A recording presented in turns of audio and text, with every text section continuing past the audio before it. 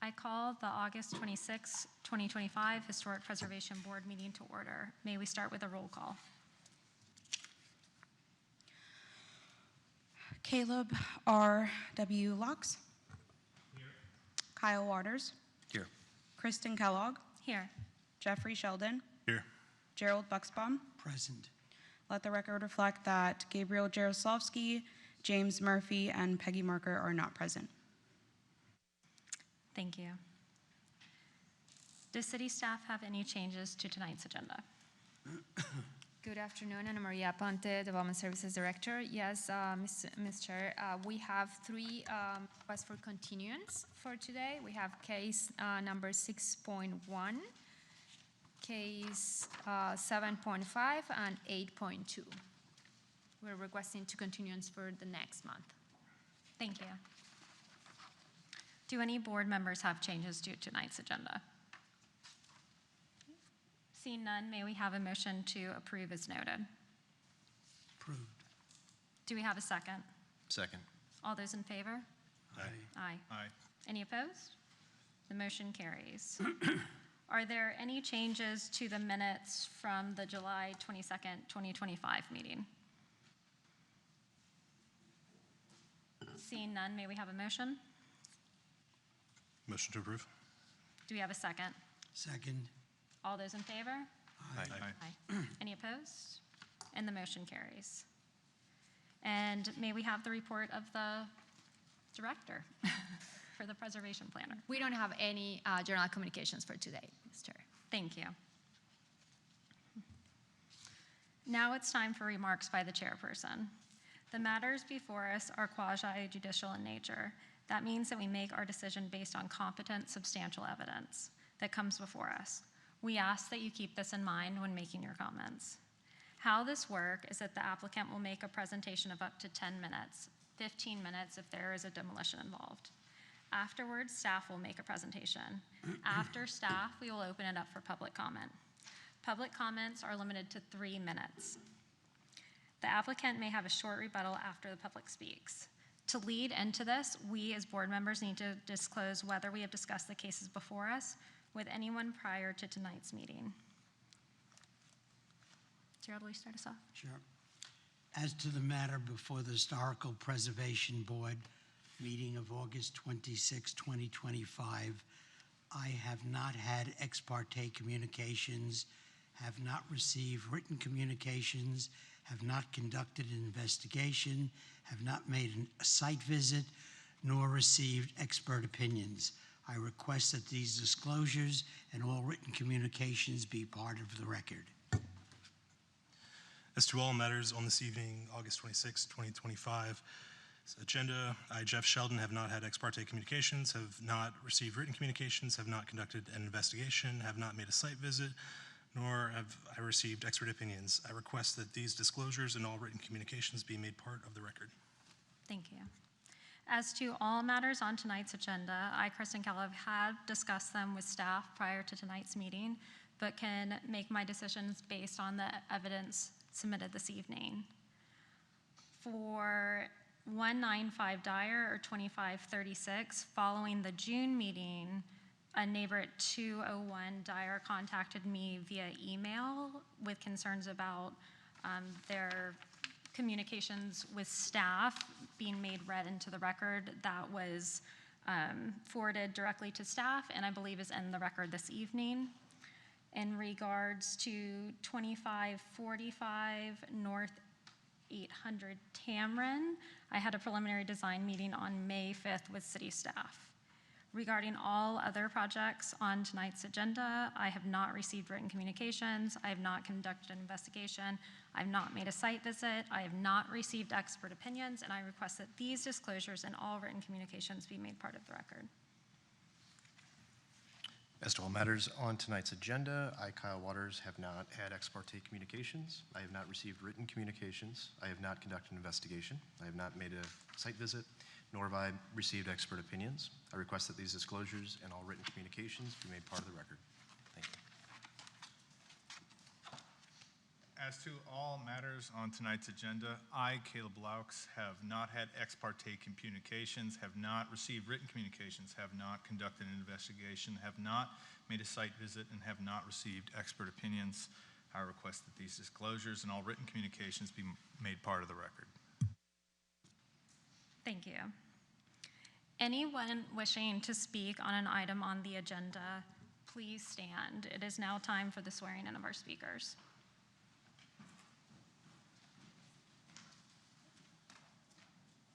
Do you swear or affirm that the testimony you're about to give is the truth, the whole truth, and nothing but the truth?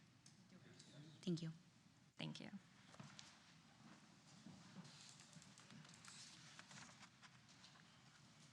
So we have two cases on tonight's consent agenda. Case 25-52 for 610-620 Douglas Avenue, and also 25-51 for 822 Flamingo Drive.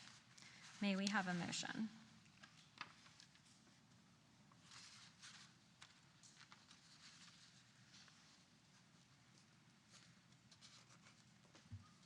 I move to approve the consent agenda items. Do we have a second? Second. All those in favor? Aye. Aye. Any opposed?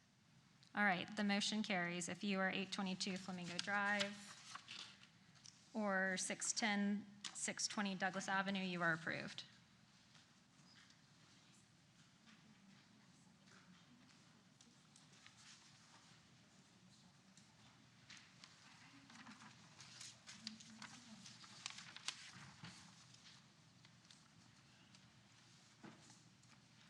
All right, our next case is continued case 24-114 for 509 North Street.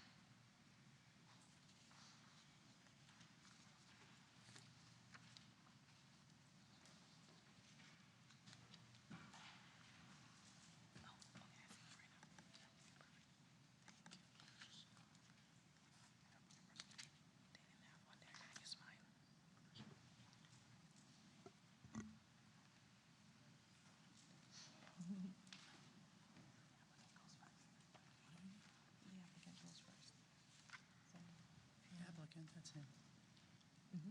You guys go first. Oh, yeah. So just starting with the start.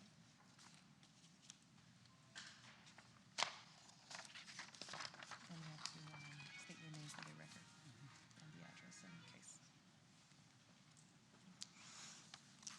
Good afternoon. My name's Richard Barnes. I'm an architect in West Palm. I'm here with the owner, Jim Lacadera, today. We're proposing a one-story cabana addition to an existing residence. The existing residence is a nod toward craftsman. We have another structure in the back, an accessory structure that's modern. So the two are not similar. To meet the code, we're proposing this cabana be attached to the main structure, and it is, again, leaning toward a craftsman style. We have been working diligently, I think, trying to get the square footages down to work on the site. It does not give us much square footage to work with. Our overhangs do not really represent what a real craftsman house would have, but we did the best we could. Go into this? Okay. This is the site plan. We've met the conditions.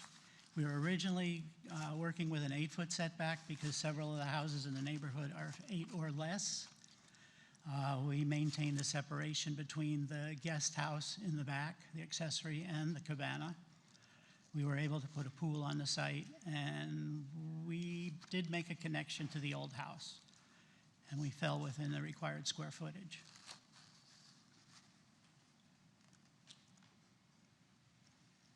This is just a simple elevations of the cabana. The front of the cabana, which would face the pool, is the upper left. The elevation to the right is the north elevation facing the driveway. The lower left is the elevation facing the existing house, and the lower right is the elevation facing the alley.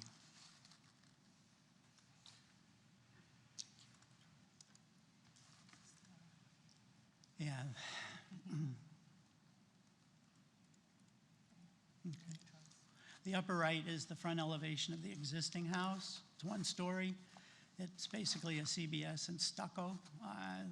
What trim they have that is reflective of Craftsman would be the board clapboard siding and the little vertical imitation vents in the pediment. Yes, this was the revised side elevation. You can see that in the middle, the right side is the existing house. The left side is the cabana that we're proposing. We connected it with a trellis area. The dashed line that you can see there is an existing fence, so anything below that line is really not visible from the alley. The lower left corner is the contemporary accessory structure, or guest house in the back. And then to the lower right is a typical section through the new cabana. That's the last line. Oh, that's the last one? Okay, all right. Is that it? Any questions? We'll actually have the staff presentation now, and then we'll ask our questions all together following that. Okay, Thank you. thank you.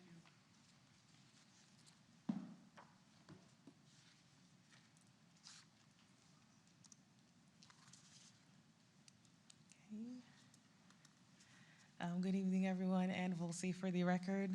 So this is an addition, alteration at 509 N Street as stated by the applicant. So this will add about 336 square feet to the contributing structure connected via breezeway. This property is zoned SF14C2, single family high density, residential, context 2. The applicant has gone over the survey, but I'll just essentially go over the site compliance. So generally, it meets the code.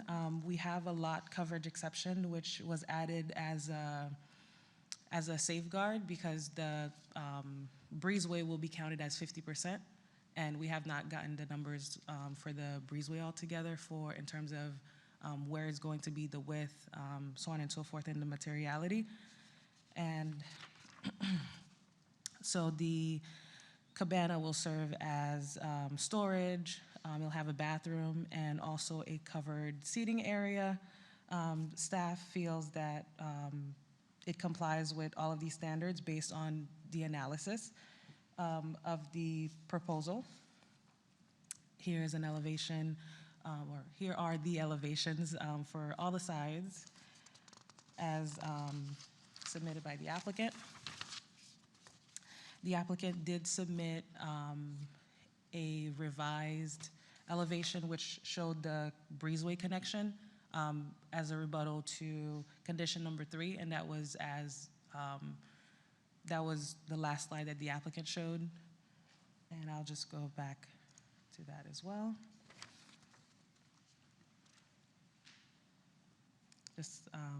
Just to show right here, let me see if I can see it. In the middle, now it's more of a solid roof material. And we did ask that we get more notations on the elevations at building permit level, just so that the applicant wouldn't have to come back, just to show these notations.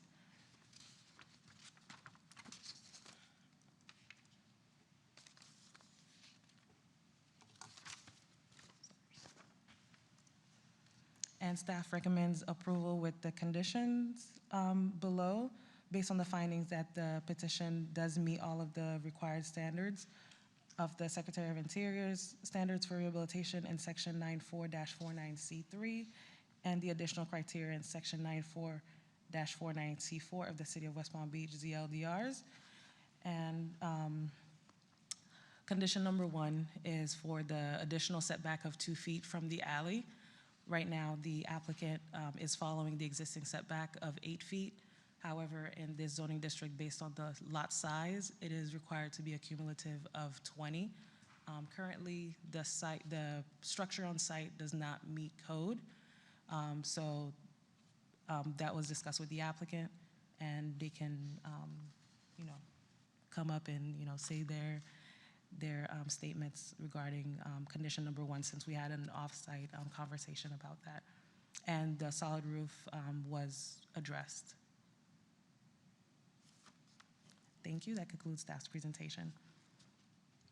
Thank you. Questions from the board for staff or the applicant? So the function of the breezeway is to make sure this counts as an addition, not an accessory structure? Correct. Okay. They already have one on site that exceeds the 1,000 square feet, Oh, which okay. they obtained a Class B special use permit for in the past. Okay.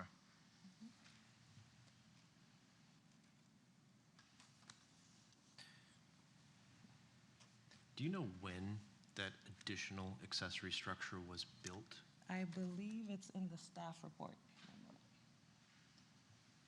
believe mid 2016 or so, when the last application. Guest house? Yes, We finished it in 2024. 2024. 2024 is when the permit was approved, but the application, I believe, was in 2016 or so. It was a while ago. And the current roof structure on main house, is that shingle? The main structure, one moment. Okay. I And how are we believe- blending shingle over to metal roof? How is that integration happening? Because you're supposed to be connecting, right? Right, so they're connecting it via solid roof breezeway. And we're requesting that they do an anodized mill finish on the addition. Okay. That's going to be, that's proposed at 336 square feet. Will, on the main house, are we going to be transitioning that to metal in the future? Is that, Yes. yeah. Where, oh, Yeah. you can come on. He stated that they'll need a new roof soon. Yeah, I think, because we just had to get inspection for insurance, and we're probably going to put a new roof on it in the near future, next few years. So we'll make that match the cabana. And the guest house has a flat roof, but there's a shed roof over the entrance, which is metal. So try to tie it all in. Are you the property owner? Yes, Could you just state your name and we know your address for the record? James Laquadera at 511 N Street. Thank you. Thanks. Also curious, I'm intrigued by the additional structure that's back there. And from the side view, it looks like there's a spiral staircase that protrudes from the second floor to go up to the roof deck. Is that accurate? Yeah, that, when we built that, I think Frederic was in historic at that time, and that's the compromise we came up with. We were trying to make it kind of nondescript, and we were trying to get a very large second floor deck, and someone said, how about a roof deck? So that was the only access to the roof deck, because they didn't want it to go higher.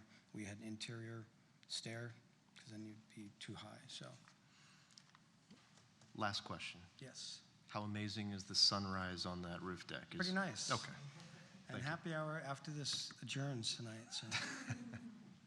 Thank you. What was the previous application? Is that with the sort of trellis? The previous application was for the Class B special use permit Oh, okay. for, And so this doesn't represent any design revisions? no, Oh, this is okay. a brand-new request to do an addition to the existing contributing structure. The accessory structure was Okay. separate. It's just a continued case because of the Class B? It was continued because we were still working with the applicant to come with a more final product to the board. Okay. But this was the first time it was heard, right? Yes, It was on the yes. agenda and it was continued to the next. Thank you.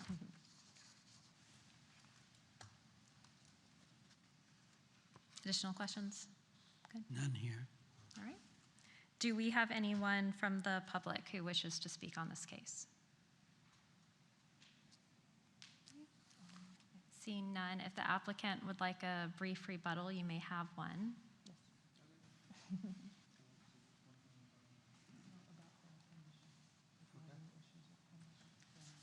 I have the conditions up here, so if you would like speak on them. Sure. So the first condition, the going from 8 foot that we have proposed to 10 feet is, we're basing the 8 foot on the front house is at 8 feet from the alley. And I had sent in pictures when I put in the application, the 2 houses directly across N Street. One of them is a fairly new Art Deco house. That the house is 4 feet from the alley. The one across the alley is, their guest house is 2 feet from the alley. And that's an older project. But if we keep this at 8 feet, it's in line with the front house.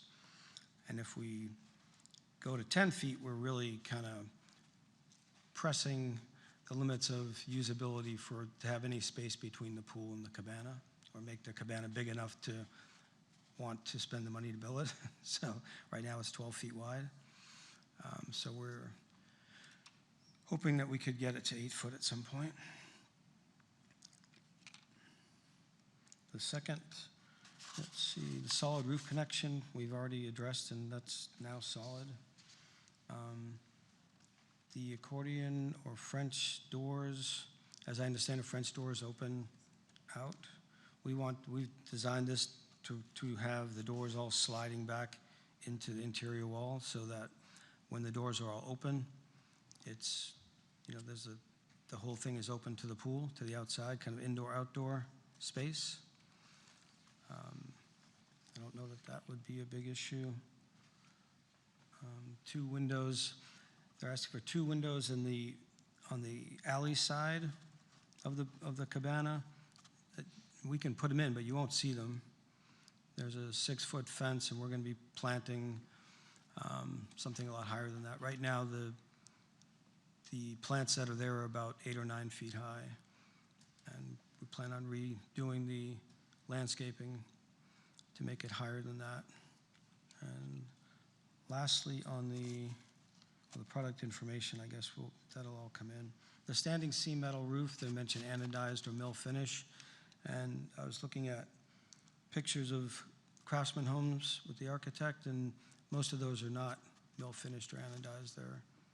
Some of them are varied colors, or if you notice, I don't know if you can't tell from the picture, but the color of the spiral staircase and the roof railing on the guest house is a light bronze, which was recommended by staff at that time.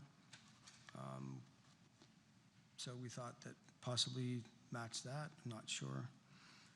But when we did that, the idea from historic at that time was that they didn't want it to be black or white or silver. They wanted it to kind of fade away. So it's very light bronze color.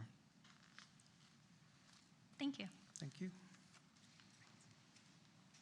And also, just wanted to remind the board that with condition number 1, it is a zoning requirement, so the applicant would have to come in for a variance request for that if, it's not approved with that condition.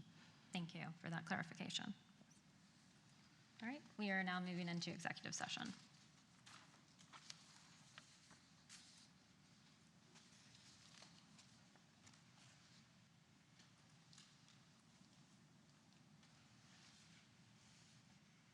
I think that staff did a good job with the conditions, making sure that with these conditions, it will get the applicant closer to meeting code once the revisions are made. Staff also addressed my concern over the verticality of windows on the west elevation. I think that is with number 5.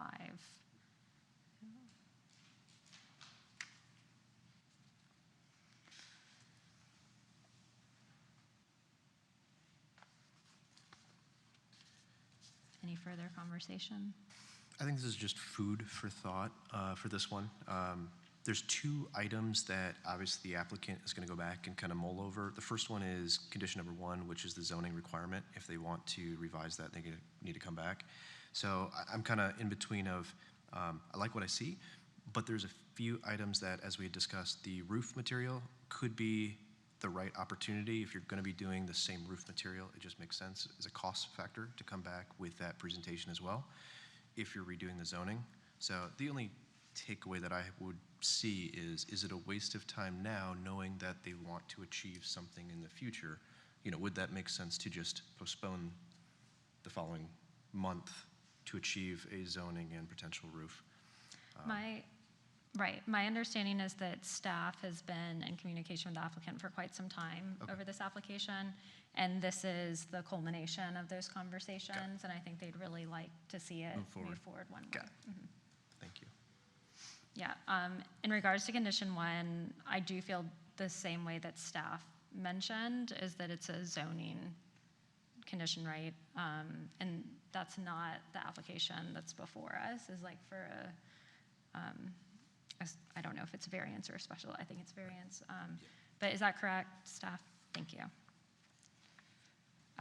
And then in regards to the metal roof as well, I don't know if the other architect on the board has thoughts, but traditionally, we've primarily just approved the anodized or mill finish because that's historically what was seen in the districts. Caleb, I don't know if you have other thoughts on it. I mean, I think this anodized is the safe option. I don't know if there's a color proposed on this, but so I would,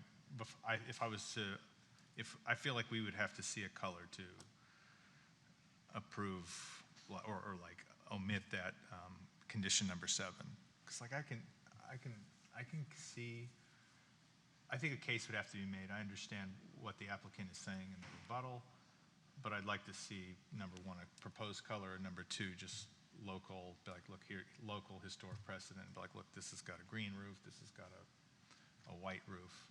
Yeah. I mean, I know just off the top, like anodized and mill is very safe. And it's actually a better performing roof because of the high albedo. So, and it goes with the craftsman style, especially down in South Florida. You know, when you think about the Key West houses, it's all anodized aluminum or galvanized. So, I don't know. I'd want to see more information before I push back on that. And Condition. staff can correct me if I'm wrong, but if we move forward with approvals with conditions and they decided to have conversations at the staff level to revise like an embedded color or, you know, a painted color, you could do that at the staff level, correct? So we can approve it with these conditions, and then if staff receives evidence that there's a substitute, then they can make that at the staff level. So maybe that's the safest way to go to move the application forward and then still leave that open to conversation.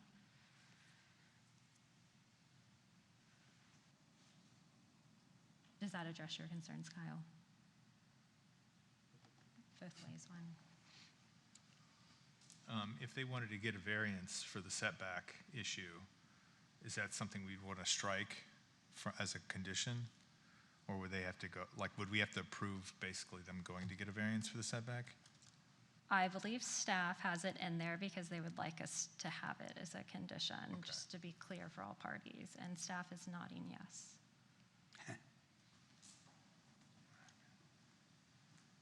Yeah, if the board decides to approve with the staff conditions, you can go ahead with that. If the applicant, after the board has approved it, decides that they definitely want to ask for the structure not to be at the 10, but at the 8, they will have to come back with the request for a variance because the variance was not advertised as part of this application. Right. So they will have to come back with it. So regardless, they would have to come back? Yes. Okay. Yeah, the board could not approve a variance right now to allow Okay, them to go okay. to the 8. Yes, thank you for clarifying. All right, that helps.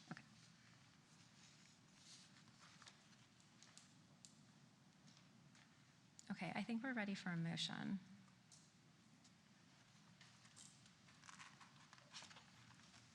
I'll give it a go.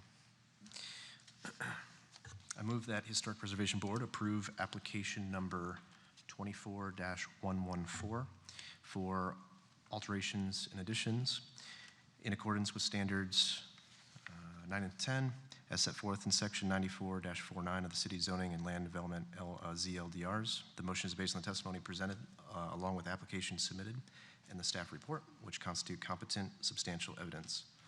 In addition to the approval of the requests made, is made conditional upon the following restrictions, stipulations, and/or safeguards that I move are necessary to ensure compliance with the purpose and intent of the historic preservation ordinance, the historic preservation element of the comprehensive plan of the city of West Palm Beach, the Secretary of the Interior standards for rehabilitation, specifically standards 9 and 10, which are immortalized through 1 and 6? Yeah. In the staff comment. In the staff memo. Conditions, yeah. And are the additional compatibility criteria set forth section 94-49 of the city zoning's land development regulations. We've already did that. And then you just want to reference the conditions in the staff report, 1 through 6. 1 through 7. 7. You want me to read all of them? No, you don't need to read them. You can just say they are, the motion shall include the conditions in the staff report. You do not have to read them all. So they include 1 through 7 immortalized in the staff report. Got it. Thank you. We have a motion. Do we have a second? Second. All those in favor? Aye. Aye. Aye. Any opposed? All right, the motion carries. Congratulations, and thank you for working so diligently with staff.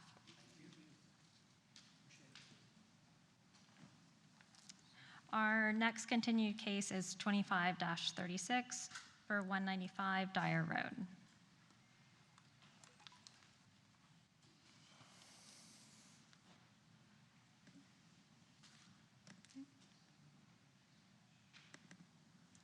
And the applicant has 10 minutes for their presentation.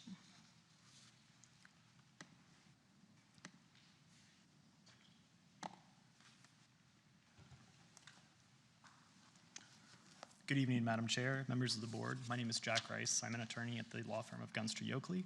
I have been previously sworn for the record. I'm here on behalf of Raymond and Gloria Clark, who are here with us this evening.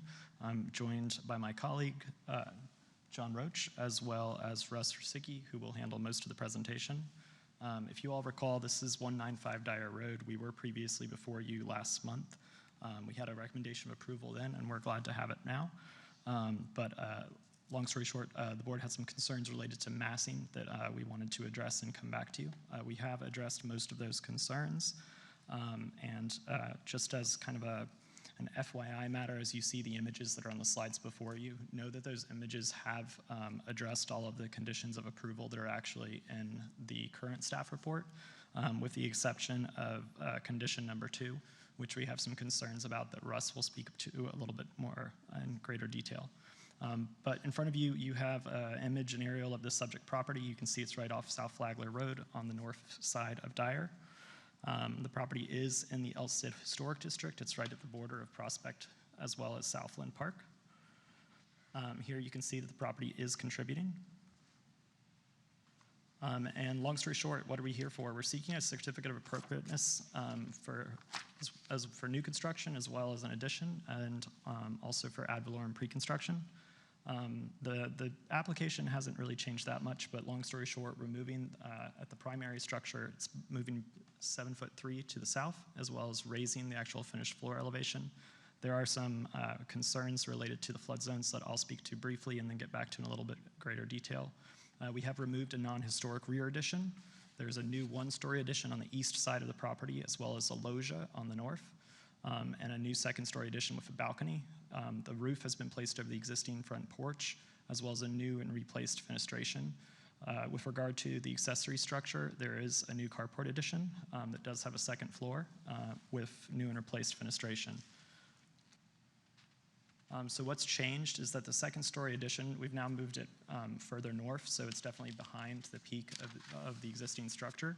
We've removed the circular driveway. A lot of staff's concerns really from the prior applications, beginning with this one, the east-facing arches was to remove them to match the loggia columns. We've addressed those in order to resolve staff's concerns related to architectural authenticity as well as massing.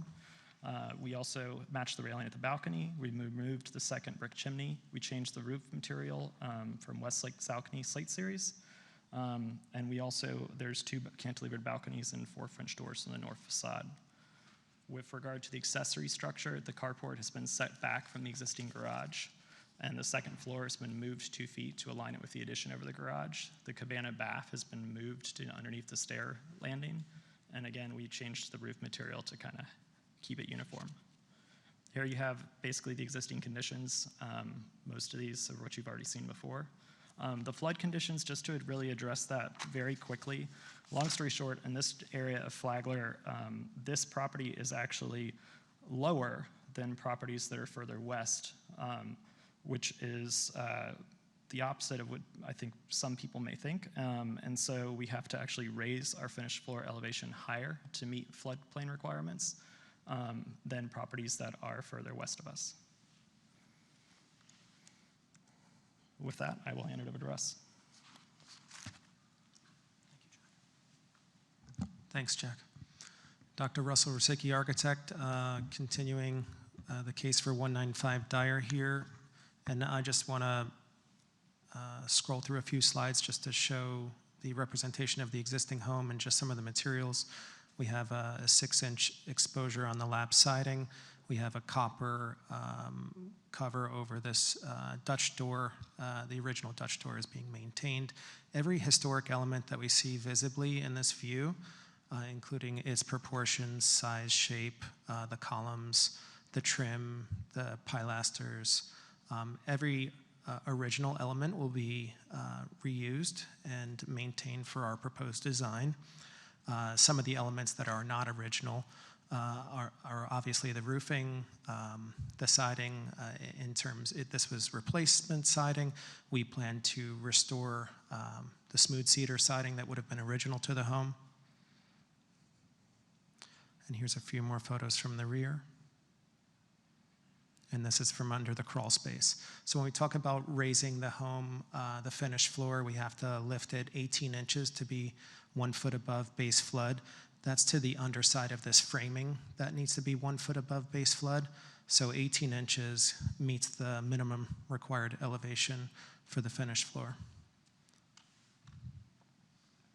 Here's a few more photos of the west side of the home and the detached structure. And then this home, I think, would date back to the 90s. The coins, we are still showing coins in our detailing because those were original to the home at some time before the siding was replaced. So we have restored them as well with smooth cypress wood. So you're seeing some of those replacement siding photos. And then we have some streetscape images of some of the homes in the vicinity. 192 Dyer, 2-story, 201 Dyer, 2-story, a direct neighbor to the west. 2751 South Flagler, direct neighbor to the east, also a 2-story. And then we did some precedence research, just to remind you, for detached structures with 2 stories. We found 5 on the street. This is our proposed site plan or plot plan. What you're seeing here is basically the setback from the ridge that's noted, and we dashed the existing ridge for reference. We have 2'8" setback to where our second story begins, and then you have even more of a void when we consider the proposed balcony, which is at the east side of that second story addition for massing and voids and balancing of that second story with the first story. Our proposed loggia has now moved to the northeast side of the rear of the home for very good reason. It's to keep the existing home's perimeter where the mouse cursor is aligned to right now. So the full home perimeter of the existing historic structure is now being maintained. Our proposed addition makes an arcade or circulation through the existing wall. It allows us, by moving the structure back 2 feet 8 inches, to keep existing rafters across the home with the proposed additions. This is our areas table. We have updated our landscape design based on the proposed architectural design. You're seeing that circle driveway removed. We have a single driveway leading to the back as it is today. This diagram was requested by staff, and we updated it to show very boldly the red line perimeter is the existing structure. The proposed addition, single story off the back, you're looking at the single story footprint right now. We have an addition which is in the center, and we're rebuilding a portion at the northwest, and we have a covered loggia at the northeast. So those are essentially add-ons to what is the red boundary line of the original historic structure.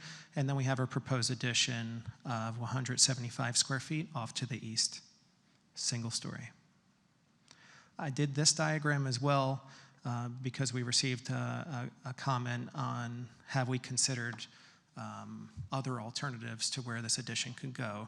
And yes, we did consider it. It's just, when we look at this lot, it's essentially 100 feet by 130 feet. I put them into little quadrants up to number 35 here, but what you'll see is the yellow highlighted areas was up for consideration because you need to maintain 15-foot setback for detached bonus from the rear structure.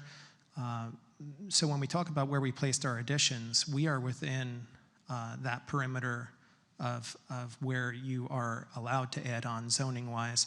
But also historically speaking, I've heard this board make comments, and my own preference as well is to say that large pop-up additions are not,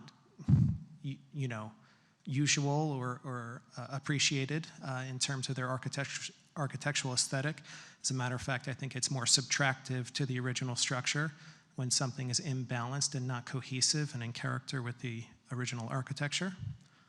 I do agree that the proposed addition must be, in line and consistent with the architecture without, demeaning it or overly imbalancing it, or which you'll see in a moment.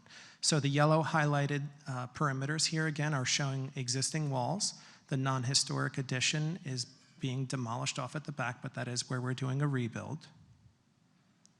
This is the proposed foundation plan. We have our new floor plan, which again focuses on what happens north of this existing line. So if I'm following the perimeter of the existing historic home, we have no first-story additions within that vicinity. We made an arcade, so 3 arches within a large circulation gallery that also encompasses the staircase. That is the separator between old versus new. Second floor, you can clearly see the 2'8" setback from the ridge. We've adjusted balcony placements and settings so that they weren't so large and dominant upon the facade.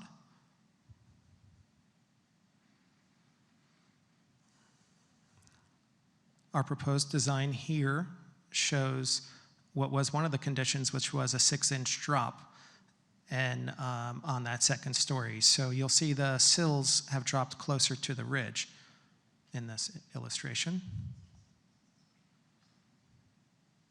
In our updated, based on receiving more recent conditions from staff, we were requested to drop the roof ridge an additional foot. So you see that reduction taking place in this elevation. So you have the 6-inch reduction plus the 1-foot reduction of the ridge. And I'll just make a mention, the mean roof height proposed is 26 feet 8 inches. That's from grade, and this is in a flood zone. So we're entitled to a much higher elevation as of zoning right, but we're not requesting that. We would be able to count from the 9-foot elevation, which would actually allow this home to be considerably taller.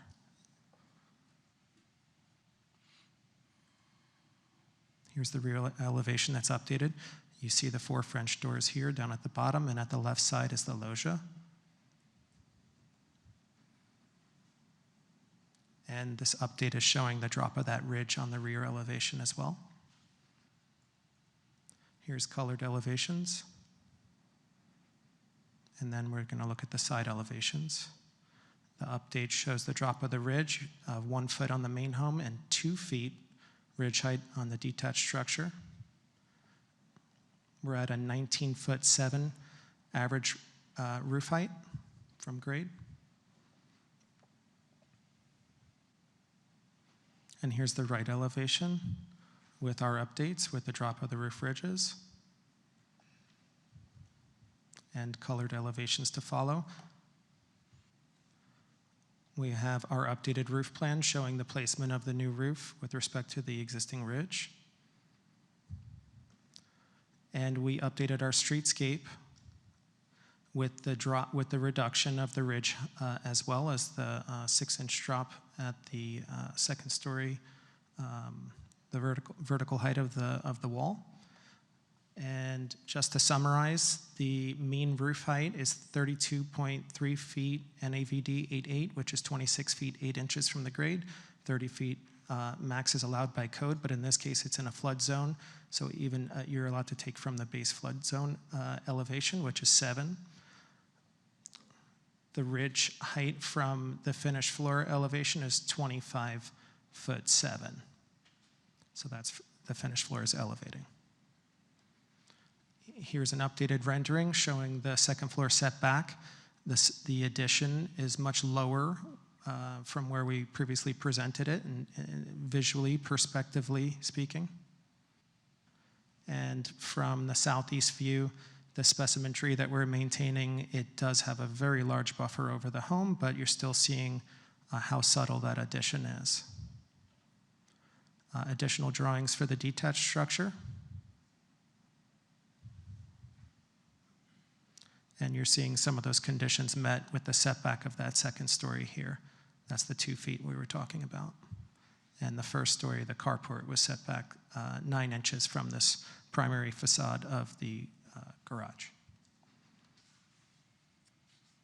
Additional massing models. And we agree with all the conditions, but the zoning doesn't allow for item number 2 to take place because as you move this addition north, in our opinion, it creates an offset in displacement, but also the loggia becomes surrounded by 3 sides, which means it would have to count 100% towards floor area and building footprint. But nonetheless, if I went back to the floor plan, you would see that it throws off center lines, it throws off a 2-way viewing fireplace. It doesn't make for a good floor plan arrangement and an enjoyable room that's important to the owner. We are proposing the Pella Reserve wood-clad windows and doors with the raised muntins. And our concrete flat tile roof. Previously we proposed a metal roof, but we have updated this to be the Westlake Saxony slate mountain blend color, which would be kind of in this dark charcoal with striations. And I'll pass this back to Jack to restate. Okay, and we are far in excess of our time limit, we so are. if you could Okay. please wrap it up. I'm going to try through, I promise. Just to go back to the criteria, or Secretary's criteria, we are maintaining the former and proposed use of the property as single family. The historic character of the property is being retained and preserved. The existing structure will continue to be distinguishable. We're retaining multiple elements that you see on the screen of that, as well as reinstalling some materials that have been lost over time. There's no conjectural features proposed, and again, the historically significant structure is maintained. The rear addition to be removed is not historically significant. Features that were previously lost or removed are being re-added, and the existing house is being kept to get to, well, I thought we were at the end of the Secretary's standards. No archaeological resources are expected to be present. Obviously, if we find them, we have to stop and we will notify you all. The addition is differentiated from the old by being set back behind the existing ridgeline, and from each side, the original structure, again, is going to remain distinguishable, but we've tried to make sure that the addition uses the same proportions of windows, siding, roofing, and geometry. It is set up so that the proposed addition could be removed and that the form and integrity of the historic structure would remain. With regard to the additional criteria related to the setting as well as the orientation and setback, you have heard that the addition is behind the ridge, that there's no changes to the orientation, and that the landscape is proposed to complement the proposed addition as well as the original structure.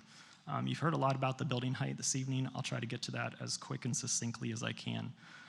We have determined that it's appropriately sized given the grade elevation.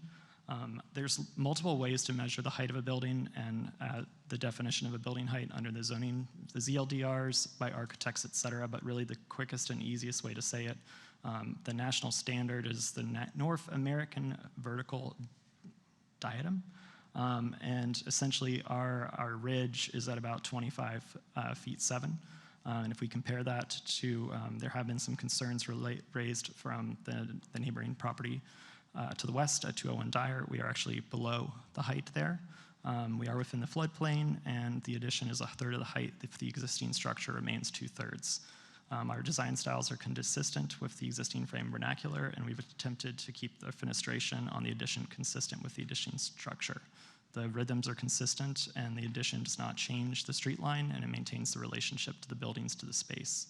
The proposed hip roof is consistent with the existing, and the materials match the existing structure, and the addition does attempt to respect the adjacent structures as well as contextually fit in with the existing street rhythm. And with that, we're done. All right, thank you. May we have the staff presentation, please?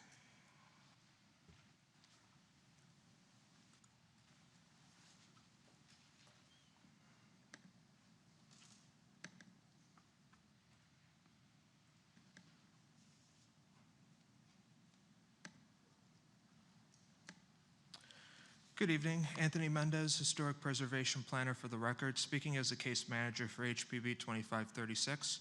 Our applicant has done an exceptional job describing the changes that have occurred since the last time this case went before HPB, and thus this presentation will entail providing some of the broader context of this case, along with further clarification on the conditions imposed in this HPB cycle. As a reminder, this property is a contributing one-story residence from 1937 Port Florida Master Site File. At the time of the Historic District's designation, the property was classified as a vernacular structure. Vernacular architecture, for this context, is a broad term meaning a structure that was built using local materials and construction methods without professional guidance. When staff evaluates applications of these parameters, we understand that changes to historic properties inevitably occur. Staff identifies the historic character-defining features of a property and provides comments and imposes conditions to best retain those historic character-defining features through our historic preservation ordinance. The historic character-defining features in this case are the aspects that make this property historically significant and are exemplary qualities of a vernacular structure. Staff has identified the following character-defining features of 195 Dyer Road: the porthole window, the partial pediment, the 2 porches, and the door surrounding the front entrance.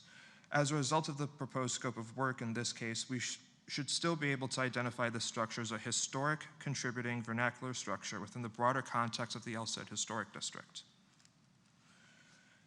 The applicant has decided to push the, wrong slide. Our applicant's request and scope of work was not changed since the last time this case went before HPB last June. Specific comments from the board included that the proposed second story was consuming the primary structure and issues with complying with the Secretary of Interior Standard Number 9 on the aspect of reversibility. Last June, the board made a motion to continue this case to allow the applicant the opportunity to consider the board's comments and design the addition in such a way for the primary structure to prevail. The applicant has since decided to push the second story back even further behind the ridge line, and along with modifying the request to meet staff's conditions from last June. And here we see these changes reflected in the larger site plan. Here's the zoomed in site plan for the primary structure, the south facade, south elevation drawings. Here we have the east facade, the east elevation drawings, side-by-side comparison, and seeing how the addition is being pushed back and the side gable projection is being highlighted. And we also have the non-historic addition outlined in orange. We see the fenestration changes in the north facade, north elevation drawings. We see them on the west facade as well. We see the reflected changes in the accessory structure and the zoomed in site plan for the accessory structure. Most notably, this design iteration has changed the roof shape per staff's imposed condition from last June. And this slide demonstrates the change in roof plan with the proposed second story being situated further behind the existing structure's ridgeline, along with the reconfiguration of the addition on the first floor. Have the surrounding buildings analysis from the staff report from last June. Please note in the first sentence and this slide, which is also included in attachment 1 from the staff report in June, that non-contributing structures which do not add to the significance of the historic district are not valid as reference structures for one of the more following new construction, alterations, and additions, and hence the most valid reference points for 195 Dyer Road within the context of surrounding buildings and the additional criteria for new construction and alterations are structures 2, 3, 4, and 5. And here they are outlined in yellow. This slide shows the table indicative of compliance within our city's zoning and land development regulations, with this property zoning context being historic single-family high-density residential context 3. This table references section 9483, and for the accessory structure references section 94304. New quantities are highlighted in yellow, and from a quantitative standpoint, and in utilizing the special exception bonuses in section 9485, this proposal complies with the zoning and land development regulations for the city of West Palm Beach. This slide was also from last June, but it has been updated to show the updated site plan for the accessory structure and also highlights the non-conformity and how the addition complies within the 5-foot setback. And special exceptions applied to this request are from letters E and F of section 9485. And then under letter E, for lot coverage and floor area exceptions for the detached rear accessory structures, this grants an additional 3% to both quantities of floor area ratio and lot coverage for meeting the two criteria of being set back at least 10 feet behind the front facade of the principal structure, and for that 15-foot building separation between the principal structure and the accessory structure. For letter F, they are utilizing the number 4 for allowing the preservation of one of the more specimen trees, which is located right in front of the primary structure. So we have the initial maximums of 20 and 40% respectively, and with the adjusted maximums per our special exception bonuses, the lot coverage goes up to 25%, and the floor area ratio goes up to 43%. This has not changed since this case went before you all last June. Staff is recommending approval with conditions, as the applicant did implement the board's comments from last June on redesigning the proposed additions to allow for the existing contributing structure to prevail. Staff still has concerns about the massing and integrity of both structures in this design iteration, but with staff's 7 imposed conditions, this design proposal will be in full compliance with the Secretary of Interior standards for rehabilitation and the additional criteria for new construction alterations. We'll provide some clarity and context. Anthony, I have a question. Yes. With regard to condition number 2, which Dr. Rosecki said that would create zoning issues. Did you guys discuss that with him? We did briefly. He wanted further elaboration. I was actually going to bring this up into this slide. So staff does find the one-story addition to not be in relative alignment with the new work, and the new work is defined as the second-story addition essentially, but we did want to provide some flexibility for our applicant to meet the zoning and land development regulations. So that's why this particular condition has been phrased in this particular way to allow that flexibility, and we are willing to work with our applicant in regards to comply with this condition. In regards to condition number 4, staff did observe that window W, per the nomenclature of this design proposal, has been reconfigured to a singular sash window instead of the existing paired window being covered by the Bahamas shutter, as you could see in the existing drawing. Staff finds that the space in the floor plan allows for its width to be retained and to retain the existing structure's historic integrity. The dimensions of this window and the dimensions of the mullion, since this is a paired window, shall remain per this condition. In an effort to distinguish the old windows from the new windows, window W should also not have shutters. And on the topic of shutters, staff has imposed conditions number 5 and 6, since they're just not merely architectural ornamentation in this day and age. They served a purpose before impact-rated windows. Very rarely were they applied to doors, and while they are emblematic and authentic to vernacular architecture, they do need to resemble some functionality.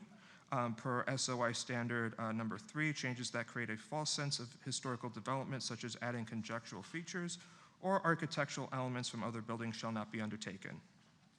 The images to the left demonstrate how these shutters do not comply with this standard, as they are being applied to both a tripartite window and a wide window seen in a ranch house in West Palm Beach. Shutters that have been, most notably on the north elevation drawings, the shutters shall have a discernible appearance to be able to close from its window openings and not be applied to a tripartite window configuration as seen here on the north elevation. Since it is extremely rare for them to be applied to doors, per condition number 6, the louvered shutter shall also not be applied to the fenestration on the 2 balconies. And then lastly, staff still finds the height of the second-story addition to be imposing and appear as though not much has changed when observing the streetscape in this design proposal. And per observing the section drawing, staff finds that by lowering the ridge height of both structures,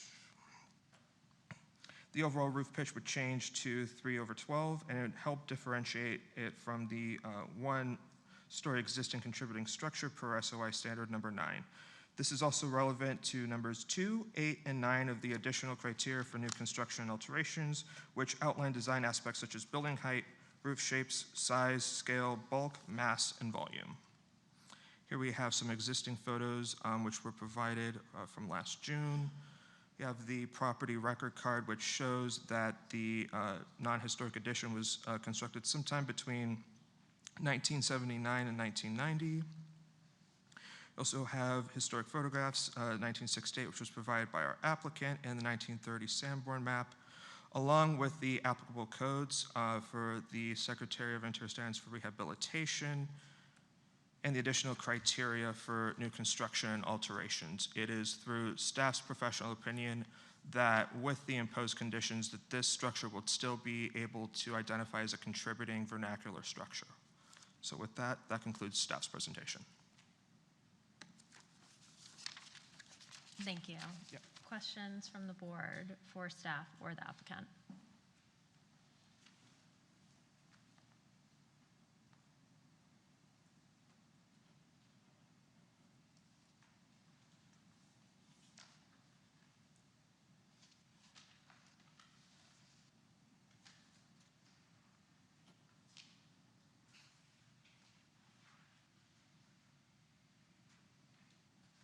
Can someone pull up the front elevations in color?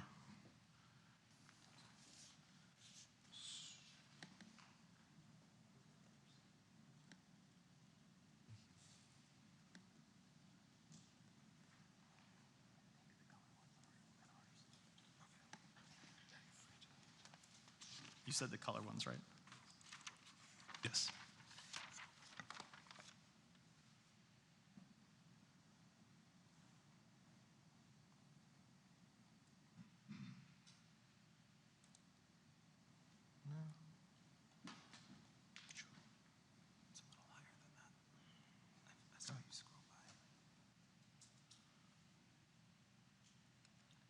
There.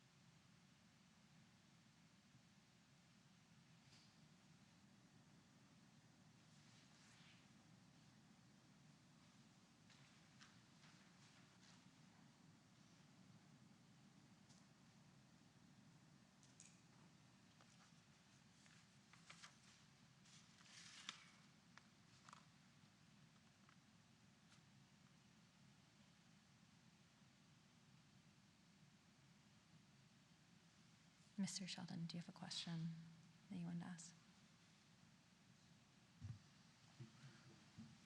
Question for the applicant. You showed your site plan partee diagram. Was that discussed with staff at all? The plot plan was discussed with staff, but And you what reviewed that specifically? diagram with them? Yes. Was there any discussion about moving the pool from where it is? No, there was not. Can we go back to that diagram?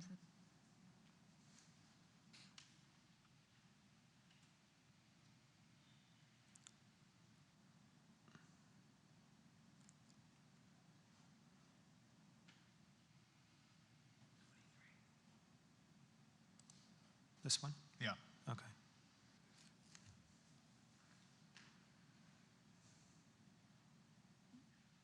I mean, the setbacks are 20 cumulatives, correct? 10, 10, 20 cumulative?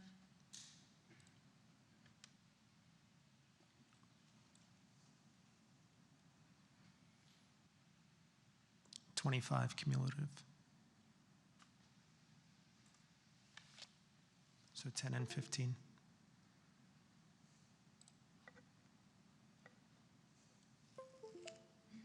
So, oh.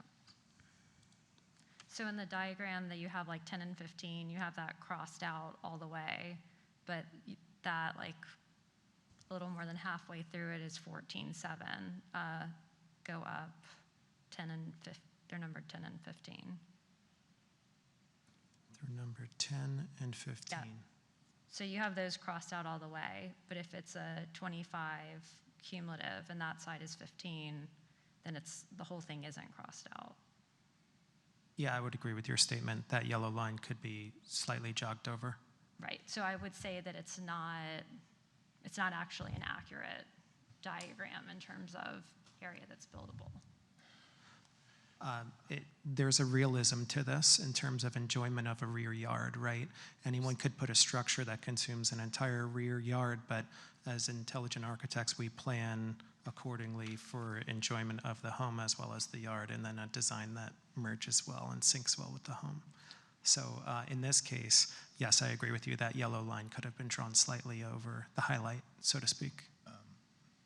This might be a question for staff and the applicant. So the garage is contributing. Is there precedent for connecting the home and the garage so that it becomes part like an addition, and then you have additional square footage for an accessory structure elsewhere on the property? So just so I can wrap my head around, so your question is on connecting the accessory structure from the primary. To the primary structure. Has that ever happened? So, per our zoning and land development regulations, there has to be a building separation of at least 6 feet and then 15 feet for the special exception bonuses that our applicant is intending to apply for. What I'm saying regarding like having it stop being an accessory structure, like if an addition included the accessory structure and it became part of the primary structure, has that been done for contributing like carriage houses and garages? Not to my knowledge. Because, like for example, an applicant earlier, they had an addition that was effectively another accessory structure that was connected with the breezeway, and so I don't know if that's something that you can do with a contributing historical structure. I think the issue will be if you connect the existing garage. The existing garage has right now 5 feet rear setback. They will not meet the rear setback requirement if it is connected to the main I see. house. Yeah, okay. That's a good point. Okay. However, we have given variances for conditions like that in the past. Yeah, and the applicant would have to prove some kind of hardship with a variance, but that does go before HPB as well. Yeah, and in the past, the hardship was the historic structures, right? Like trying to work with them. In relation to that question, I did see in one of the attachments, a question about the two-story accessory structures that are shown in the application, and how many of those are not original two-story accessory structures? Are you talking about at the existing home, obviously? I thought I saw some Oh, the images comparison of slide. the two-story accessory structures, and there was an attachment. Okay, so 315 Dyer looks like new construction, and the other ones are historic, is that correct? They were historically two-story? That's what it appears to be to me, yes. Staff might be able to cross-reference the addresses, because I think that's what they were showing in the last slide, too. Oh, yeah, that'll. As do you know? Yeah. Write it down real fast. Yeah, perhaps.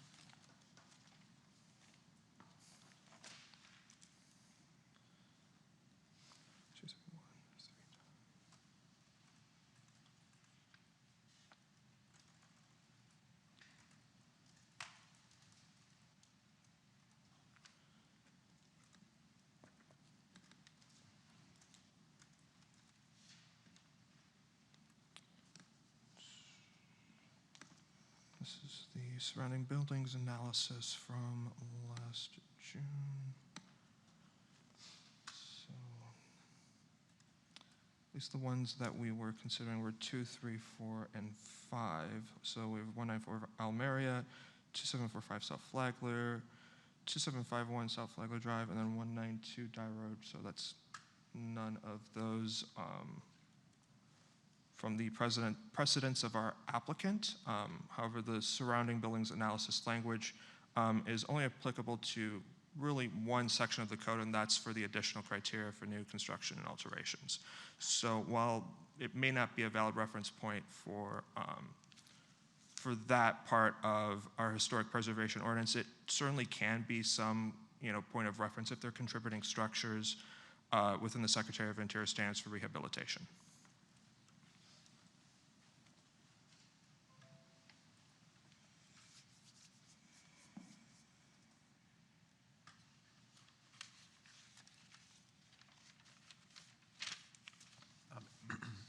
Anthony, was there ever any mention of an additional curb cut?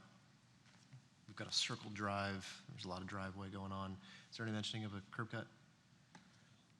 So that was something that has been modified per the site plan from last June. So that was not much of a discussion, but this was a change of removing the circle driveway. So they've removed that? Yes.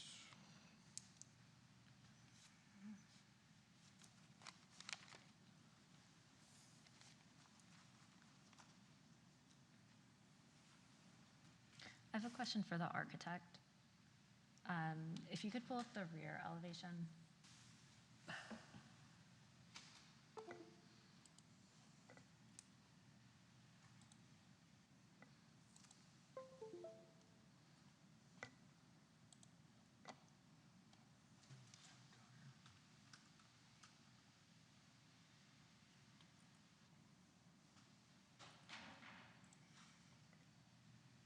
Okay, so your existing head height of your units, like of your window units, is what in the historic structure?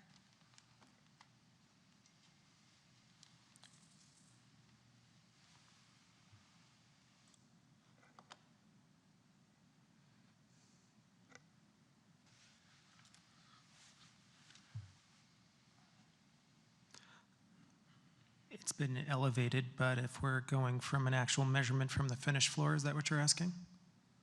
Or is it from grade that you're asking? From the finished floor is fine, but to Okay. the head height of your, I think it's window and Yeah, it looks like door 8, unit. it looks like 8 feet. I'm sorry, it's not 8 feet, it's 7 feet. Okay, and then at the rear, when you turn the structure and there's a change in the proportion, what is that? We would have to go to the window and door schedule to see that, which would have been in our submission. I don't know if it's in our presentation, but I can eyeball it if that kind of dimension is good enough for you. I want to believe that it's 9 feet. If you have our original window and door scheduled in the staff.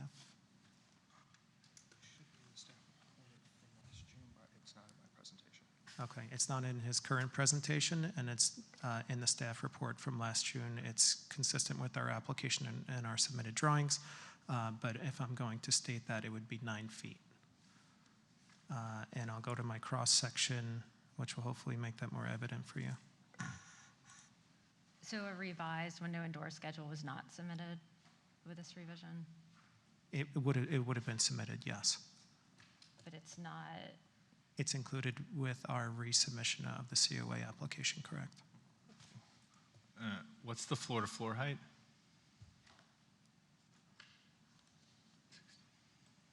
So we have a 10-foot, I'm sorry, that was our last submission. Our current submission is different. We have an 8-foot, sorry, I'm just trying to toggle the screen here.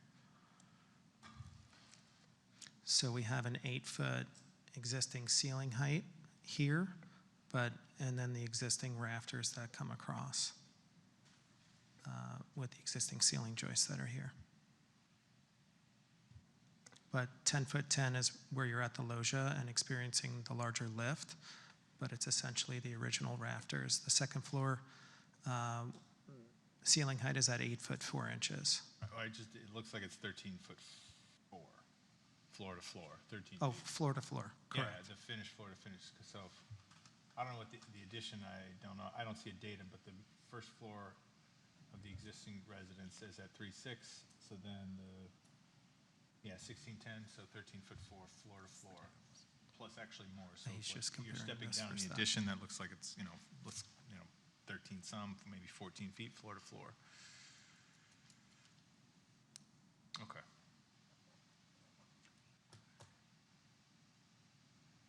Hey, Russell, refresh my memory. What was the purpose of the one-story addition to the east side? So the one-story addition to the east side, I believe it's complementary to the home and also an extension of what once was. And the fact that our addition is being added to the rear, it makes a continuation of what once was. I think it pays tribute to the continued roof line that then has a small addition. Adding additions to the side of historic structures are very commonly done, and structures are elongated for courtyard designs and for just elongations of additions. Rather than adding it to the two-story mass and making that larger, it allows for a continuation of the first floor without dominating the structure. I agree with you. I like the courtyard feel. I guess where I'm going with that is why add it to that side if it was important to the client to have more yard space on that side? Why don't we embellish for a courtyard leading back to the garage area in the back? Good question. There's beauty in the imbalance. Yeah, so there will be a future summer pavilion that we're planning for, and it's shown in this slide on the landscape plan. The landscape designer has shown that center line with the pool. It creates more of a courtyard space with that single-story addition and the loggia kind of incorporating the yard indoor-outdoor effect. It's kind of better described here.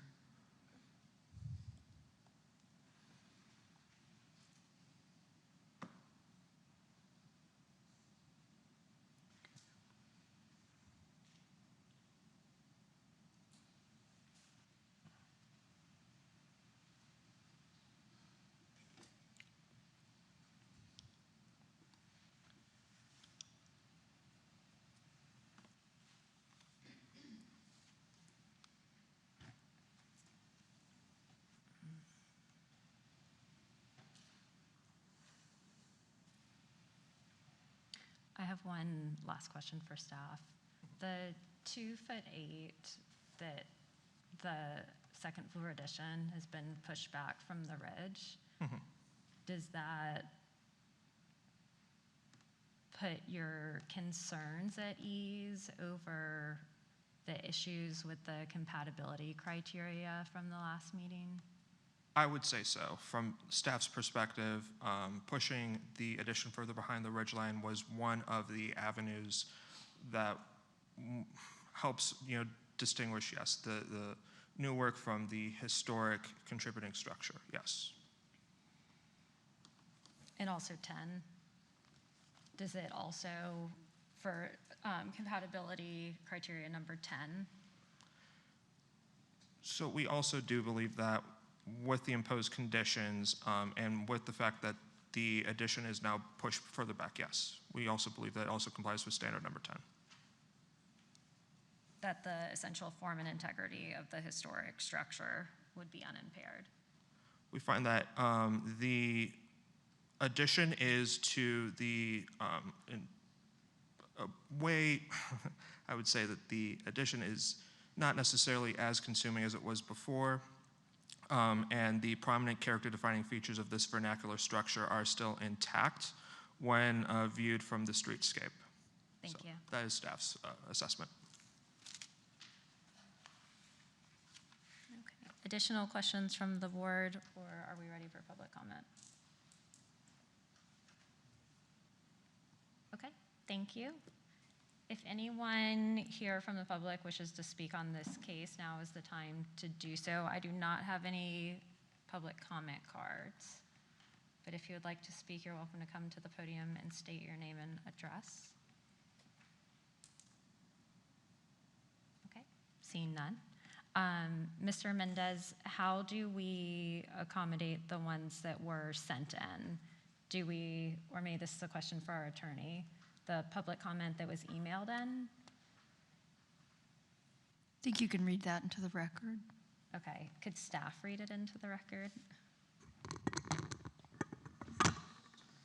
So just so I'm clear, would you like for me to read all of the emails or just? Oh, there was more than one. Oh, that's right. We had several. There were several emails. Yeah, I think we can reference them and then give us the general, can you paraphrase Yeah, what they were better telling to us? paraphrase.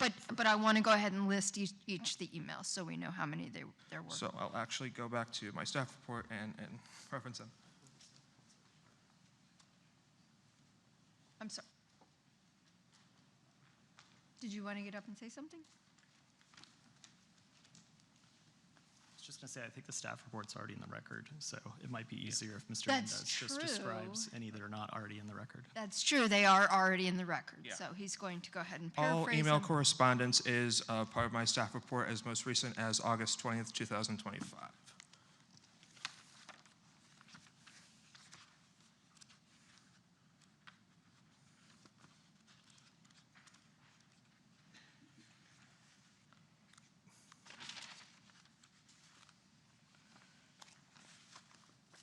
So, let's see, between June 15th and June 25th of 2025, staff did receive email correspondence from concerned neighbors at the following properties. They were 201 Dyer Road, 305 Dyer Road, and 219 Dyer Road. The first one was from Michael and Stacy Elliott, who requested for the plans from our applicant, and they expressed concerns regarding the historic structure relocation. They had concerns about the structural feasibility of this and if this historic structure would remain intact after the relocation. They had concerns about the two-story accessory structure and that it was massive and incredibly intrusive on a 5-foot setback. They had concerns about the roof height, and they had concerns about a tree that was not even on 195 Dyer's parcel. Yeah, we don't need to worry about the tree. All of these Exactly. are contained in the staff report. All of the email communications from both before the June HPB meeting and post June HPB meeting from as most recent as August 18th are included in my staff report. All right. So, and the board has that staff report, is that correct? Yes, Okay. all email correspondence are So part you of guys this. have those letters. You've heard So- the gist of the objections, and you can take those into consideration as you move into executive session. So there are attachments 1 to 5 in my staff report, and the more recent emails are attachments 6 and 7. Thank you. Yeah. Thank you, Anthony. Okay, would the architect or applicant like a short rebuttal?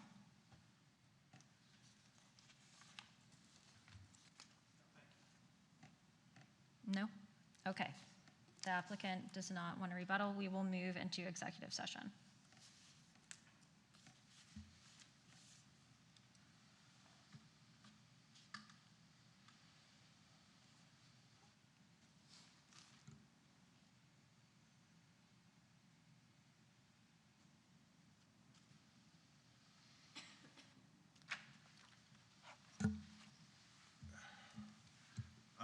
I guess I'll start. My initial reaction, while I appreciate the incremental changes, my initial reaction is that the application hasn't changed in character. In reading the previous meeting minutes, I feel like, roof heights and little tweaks here and there. The major concerns we talked about the last hearing were really about the basic partie of the site. And I think, while I appreciate the little specific changes, I just think it's still, the addition is dominating the original house, and I would disagree that it complies with standards 9 and 10.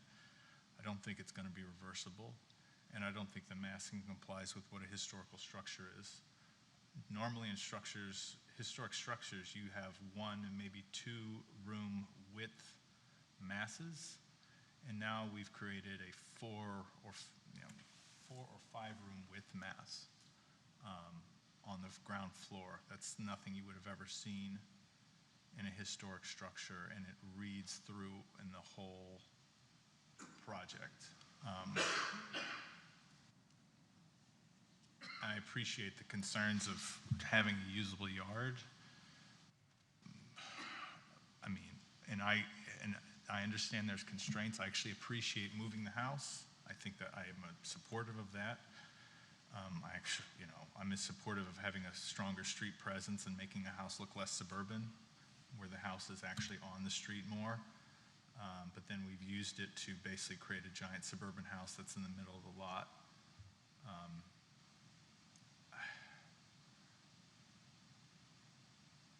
I think we're kind of being, the tail wagging the dog here is the yard is dictating the house be in the middle of the lot. And depending on sun angles and exposure and all this other things, I feel like this could have been an opportunity for a nice courtyard house with still a decent amount of lawn, or an L-shaped lot. And I don't know. The massing is still, I don't think, is the main thing for me. And I think on non-reversibility of it, I think that's a secondary issue. But it just looks like the house is being consumed.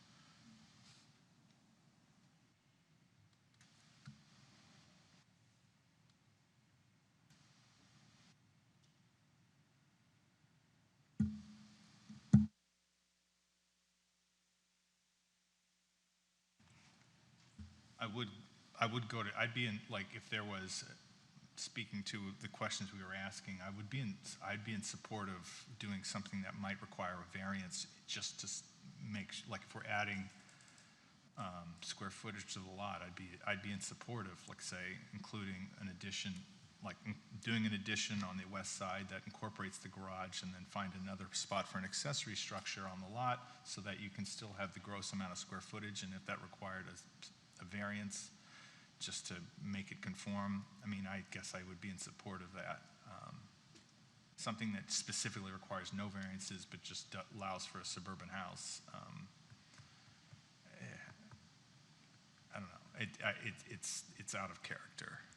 You would be in support of an application that requires variances like we were previously discussing because it maintains more of the historic fabric and Yeah. then would then comply with standard signage, and is that correct? Yes, and I think even, I mean, there'd have to be I think, for example, I mentioned houses in the previous hearings that have a one-story front with a two-story addition that's quite separate, and those might be deeper lots. Maybe that's part of the issue.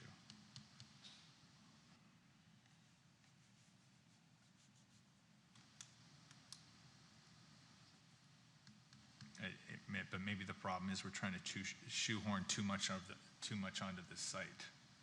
It's, you know, if we want, like, what's the point of having a historic house when you're trying to do something that might as well be built in Wellington?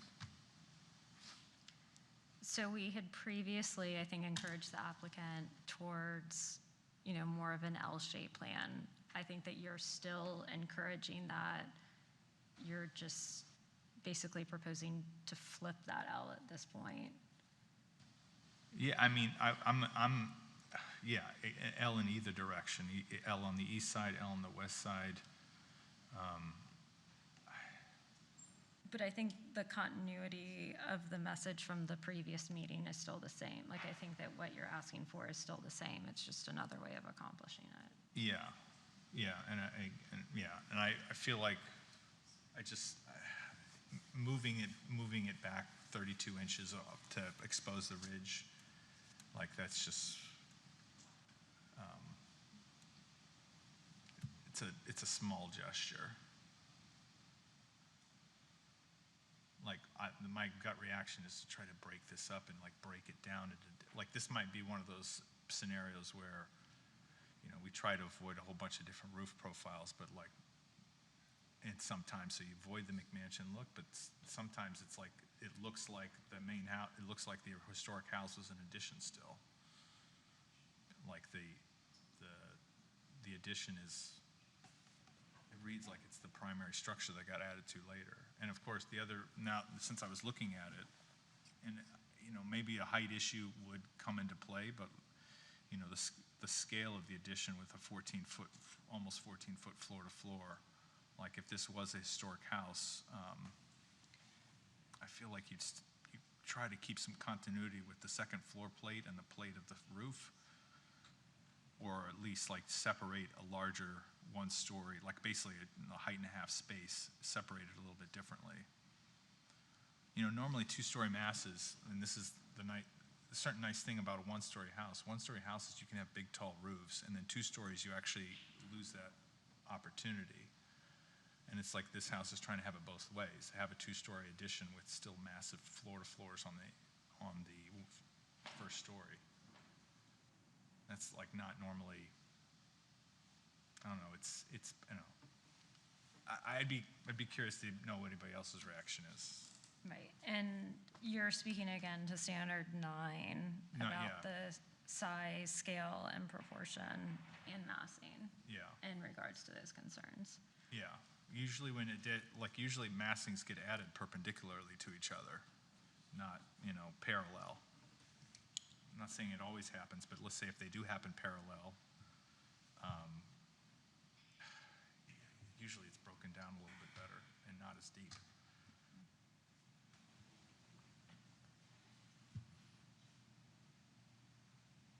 Mr. Sheldon, would you like to weigh in next? I mean, I think it's certainly much better than the last presentation as far as number 9 goes. I feel it is differentiated. Even the first story addition in the front, I feel like that's differentiated enough, and moving it towards the rear of the property does create, I think it does detract from the overall design. I mean, I'm happy with how it is presented. I'll go next. I'm leaning very much towards what Caleb is indicating here. I think you're spot on. Even just down the street, you got 219, 211 Dyer Road. kind of what I was going to with that first story addition, going to the east side, you know, that beauty is in that imbalance. And I think it's just, it doesn't hit well. It's taking away all the things that make it special. You know, to me, if this was my house, man, a circular driveway on that location is fantastic. I understand the use of the lawn. I'm looking forward to what's not there. You know, the pool, the loggia, like that's in a fun, exciting spot for it, and I think it's accomplished by courtyard, L-shaped. I just think it needs to be done. It almost looks like the front of it has this ramp, and I don't know what that's really gonna look like at the end. You know, is that like a Tony Hawk ramp? You know, it's more appealing looking at the back of the house on how that looks like versus the front of the house, and that's, I don't think, what you want to have. I'm not an architect, but it's just not something that I'm in favor of.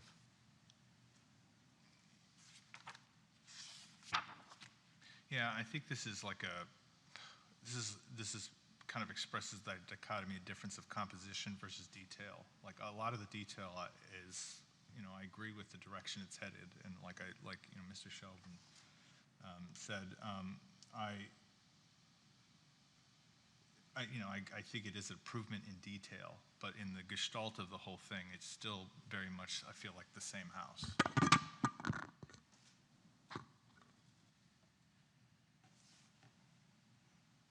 Mr. Buxbaum? I think everybody's covered everything on this. For some reason, it's just missing. The structure to me looks like it doesn't belong on this street, quite frankly. It doesn't marry what I guess I view as a historical home. It's lost that somewhere along the way.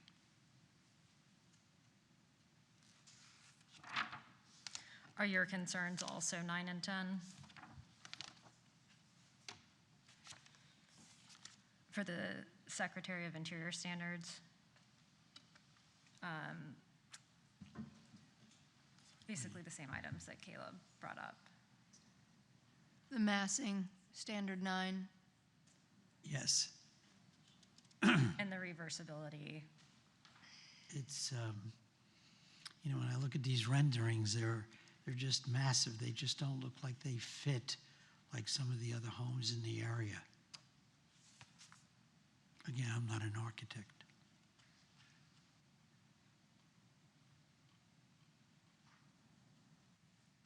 So you're also concerned with the size, scale, bulk, mass, and volume, and the compatibility standards? Yes. All right, well, you guys ready for a motion? Continue.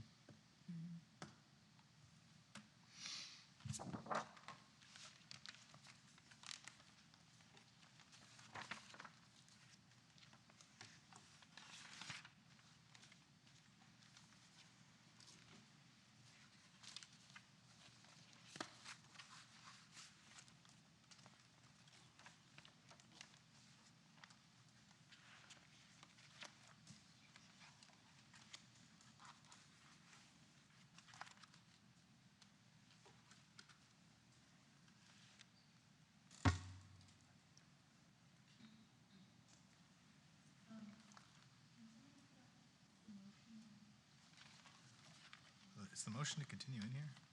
The language?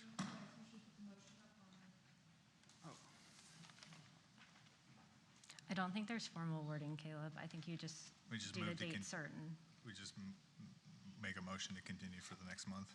Yeah, but the date certain. Yeah. Yeah, do you have the date certain, Caleb?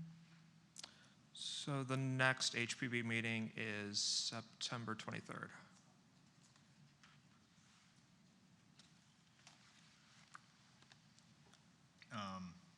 Okay, I move to continue case HPB 2536 until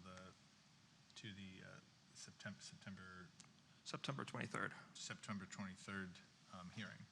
Do we have a second? Second. All those in favor? Aye. Aye. Any opposed? All right, the motion carries. Thank you.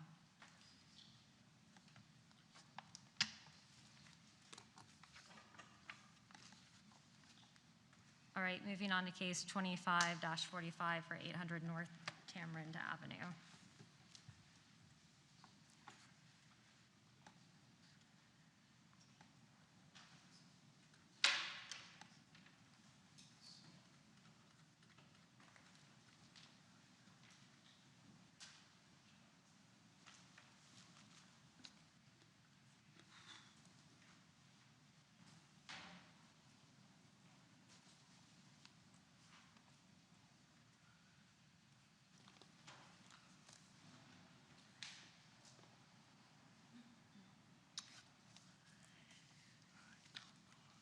It's fine. Good afternoon, everybody. I'm Renee Johnley here on behalf of Song & Associates, the PM on this project. I'm here with my I'm principal. Yun Lee, one of the principal at Song & Associates. So we'll just go over very briefly some of the site context, elevations and renderings, and some exterior finishes. So in discussions with staff, we looked at surrounding context for this project, and our site is located at 800 North Tamarind Avenue in the Northwest Historic District. We are proposing a two-story mixed-use contemporary structure.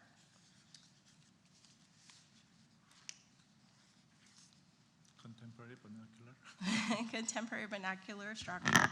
It is approximately 4,894 square feet. These are some of the referenced images that we took a look at that were similar in context to our building. And again, these are that masonry vernacular Michigan style structures.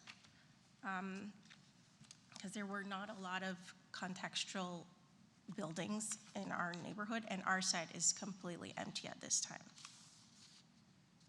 With that being said,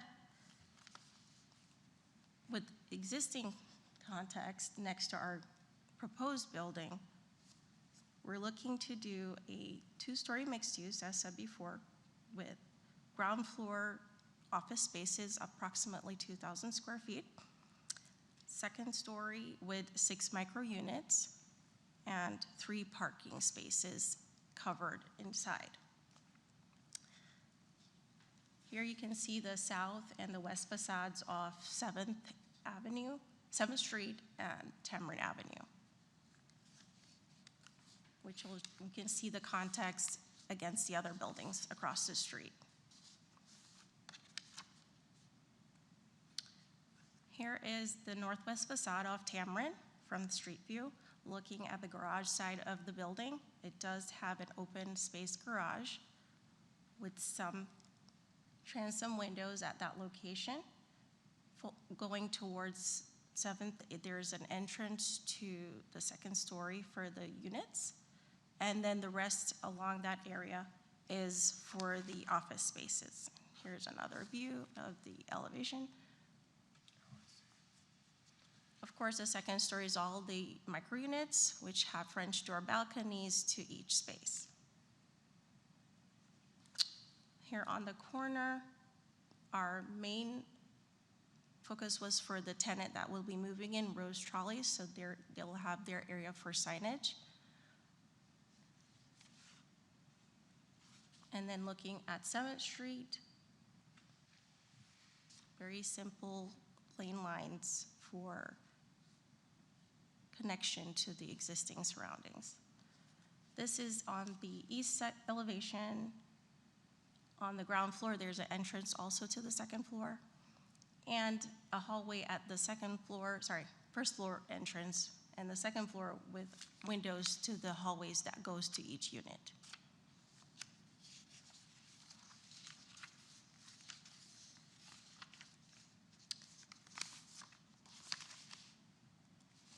These are just a few of the fixtures that we've added.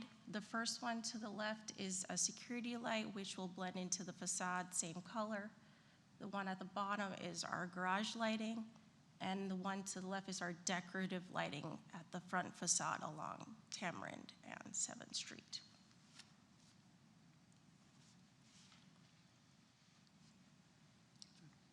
Thank you very much. And that's it.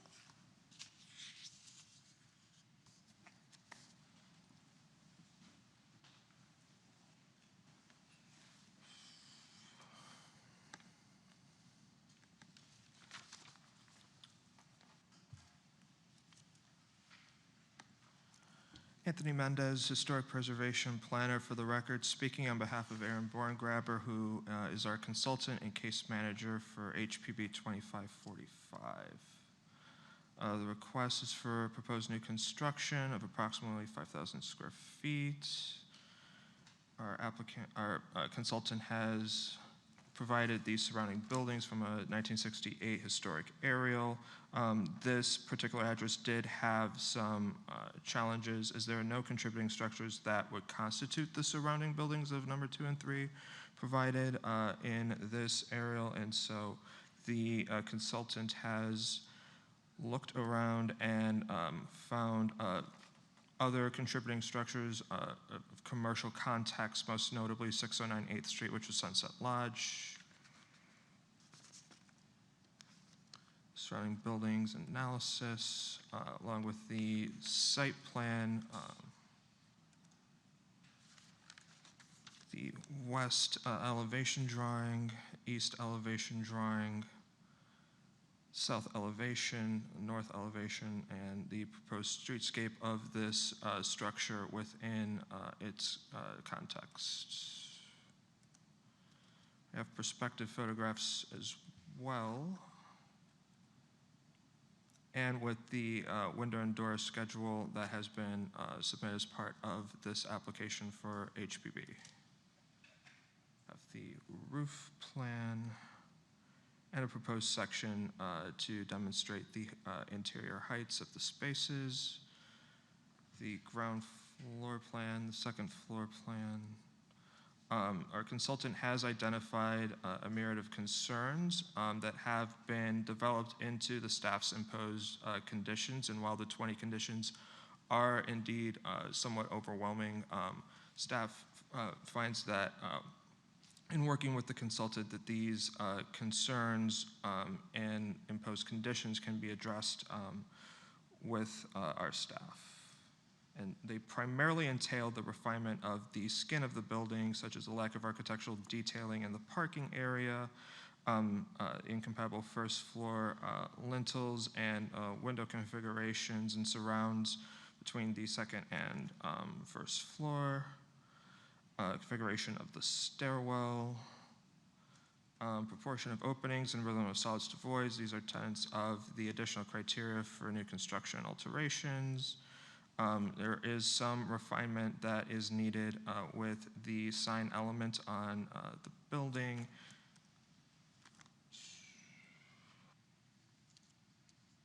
There are other architectural inconsistencies that we have seen in this application.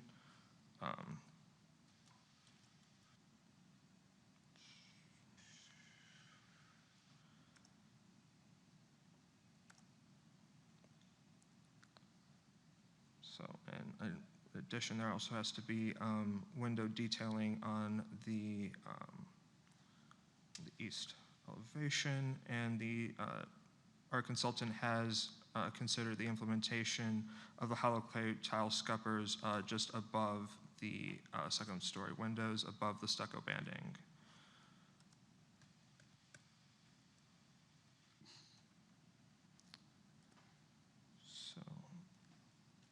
Majority of these are refinement, but our consultant, along with staff, is recommending approval with conditions as it complies with standards 9 and 10 of the Secretary of Interior Standards and the 9 additional criteria for new construction alterations. Here are the recommended conditions attached to this approval for HPB. With that, that concludes the presentation portion for this case. Thank you. Questions of staff?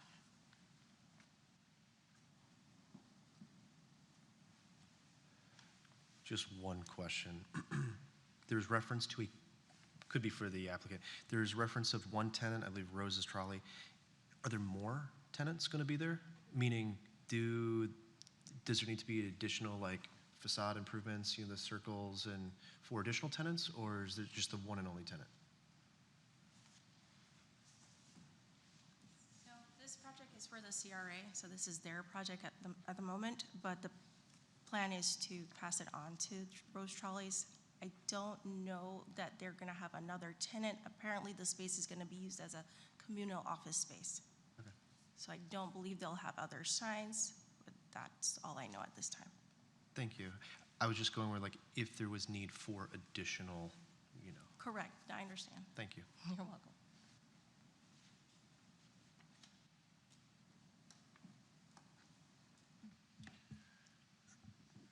Can you pull up the precedents you showed originally, like 819 and 719 Sapodilla?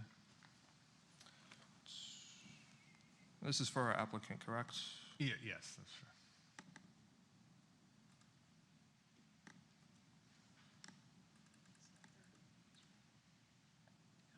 This-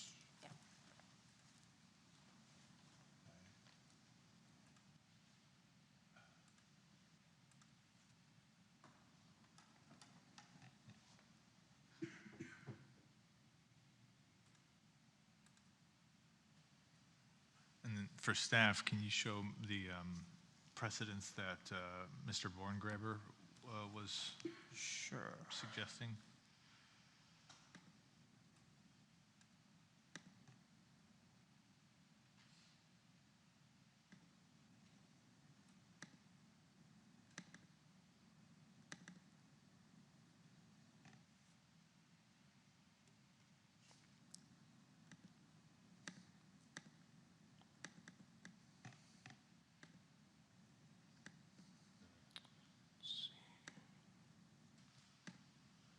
These are the precedents within the Northwest Historic District that have a commercial designation.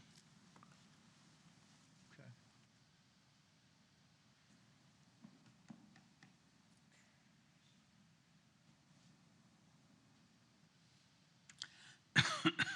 I have a question for the applicant. The parapet height that's shown, can you tell me what that is?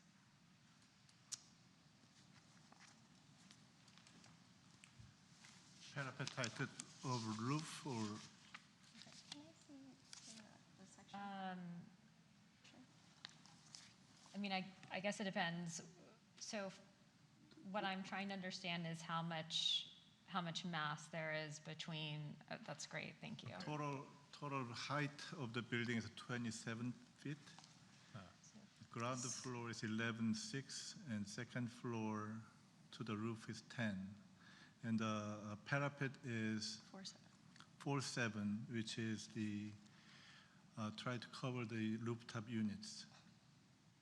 Okay, so it looks like, is there any way to condense that parapet height? Or you're saying you're putting the AC units up there and that's why it's so large? Right, because we're building on the majority of the property and we don't have any space on the ground to put them, so that's the best place for them. Is there any way to push them further back so that you can lower it? They are towards the back of the property. We can push back, and the view line study how far we can lower the parapet.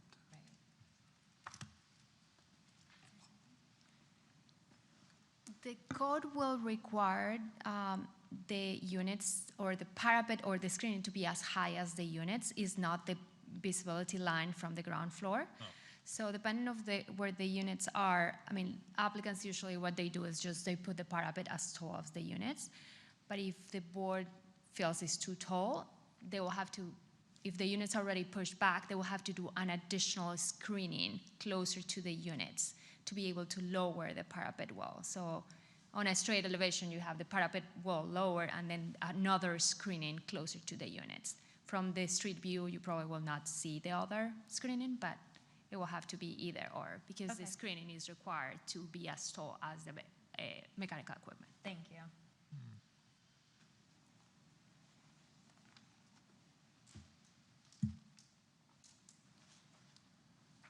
Additional questions? All right, seeing none, we'll move to public comment. Is there anyone here from the public who wishes to speak on this case?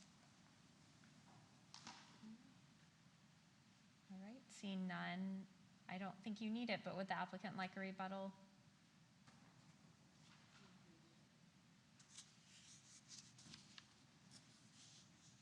Not necessarily a rebuttal, but a request that we not do the breeze block. In those areas at the garage area,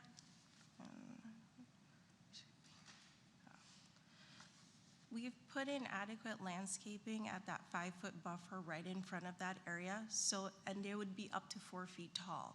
So putting in a decorative element in that place, it's only gonna be covered by the landscaping, and I don't think it would be necessary at that point. Also, in the context of the surrounding, there is no breeze block anywhere that I've seen. But with that being said, I think the landscaping will give adequate coverage to that area. Within the surrounding context, are there horizontal windows like you have at that As location? far as like the transom windows we have at the top, Proportion of that window? probably not, but we were trying to carry the linear design from the second story to the bottom floor to keep that rhythm going. As far as, I think he had also brought up the clay tiles. We only have 2 scuppers, and they're to the east of the building, and I apologize, they're not showing in the rendering, because we have an internal drain system. So there are only 2 scuppers for each portion of the roof. There are 2 sections. And so they're to the east, like I said, in the rear of the building. And so I don't know if it would be necessary to put them, but it's something we could do. Do you have overflow scuppers as well? The overflow scuppers is what we have towards the east, yes. And it's only 2 of them. But we could use the clay tile if necessary. I think mostly the comment was more of an aesthetic, based on the precedents that Mr. Borngraber was sharing, because they almost all had, all the ones he shared had it, so I can see where that came from. So I think it's merely just an aesthetic. Okay. And as far as the windows are concerned, we already reduced the sizes, and we're not meeting transparency at the moment, but we had to get we were gonna get a variance for that. But we think we can go ahead and drop it down to the 2 feet that was recommended and narrow them in a bit. But, you know, if you could give us some flexibility on that, that would be helpful. Just so we still give that glass area, but still consistent with the second floor doors. Which condition is that? I forgot what number it was.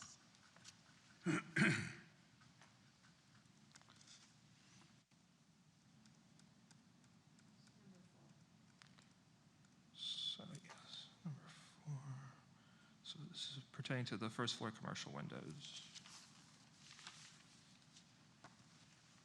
There was another suggestion to remove the awnings at the entries. I would request we keep them because it's a area where people are coming in to go home and they have to access the gates. And if it's raining for some reason, you want to have some kind of coverage for them to get in. So I'd recommend we not remove the awnings from those locations.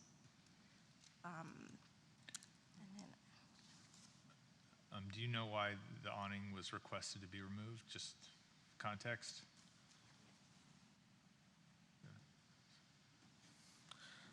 I'm not quite sure. That could be a discussion with our.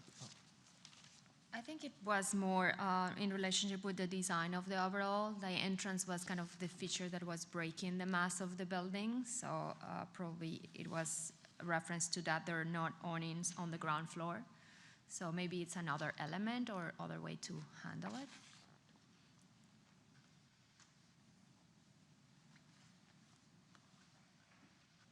Okay, can we just summarize? I'm just trying to sift my way through the conditions. What are the condition numbers? Right, exactly. So I know that we have 8. 8 is the awning, and then Mr. Mendez, what are the other 2, I think? That she mentioned? Yes. Do you know the number of conditions that you mentioned? I apologize, I do not. I think can I borrow that paper?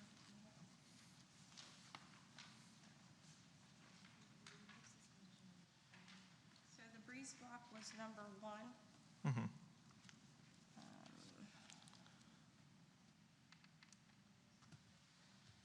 windows, number 4.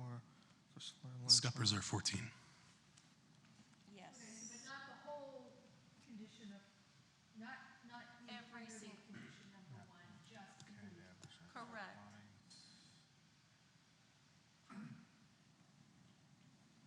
We're amicable to the changes that were requested. You're asking that the breeze block in condition one be,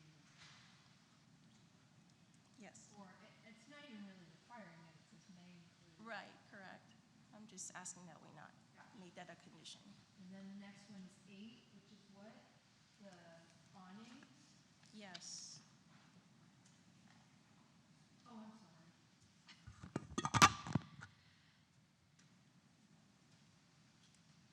Okay. And the last one?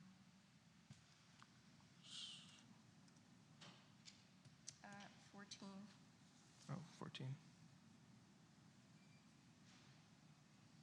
And that's where you said there would be landscaping, and so it wouldn't be necessary. Is that correct? Number 14, no, there's only 2, and it's to the rear of the building, and I'm not sure. If that's what is needed, that's fine. We don't have a problem adding 2 areas, but I don't know how that would. No, that was the breezeway. The breeze block is number 2. Yeah, number 2. Number 1 is the breeze block. Oh, yeah. That's the one that was number 1 with is, the yeah, landscaping. sorry. Okay, so 1 was the breezeway and the landscaping. Correct. Gotcha. Yep. But for 14, that's a very broad condition regarding insufficient detailing. Mhm.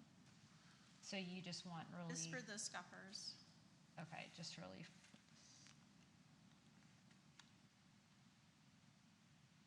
Oh. So that's 15. I think that's 15 then, not 14. Did I hear that wrong? If it's relating to the scuppers, No, then Yeah, it's 14. 14 is the Yeah, the scuppers. first part of the comment. Am I looking at the- First sentence.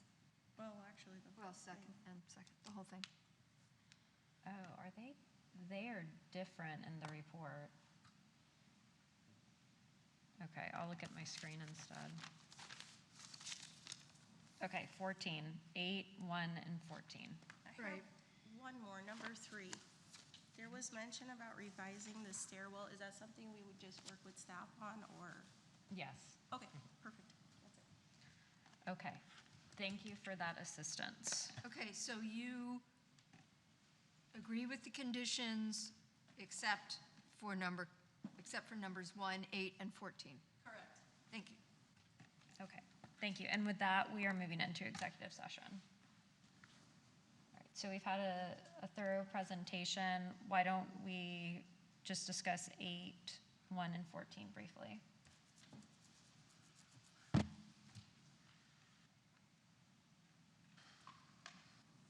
I'm okay with the awning. I am too. Yeah, it makes sense. Yeah, I think it's South Florida, and we've been The other- very in favor of The other them. thing is do something. You're okay with removing the requirement for the awning? Yes, Okay. eliminate, in other words, that's eliminating 8. Yeah, so You were okay with the scupper, and then what about the breeze block?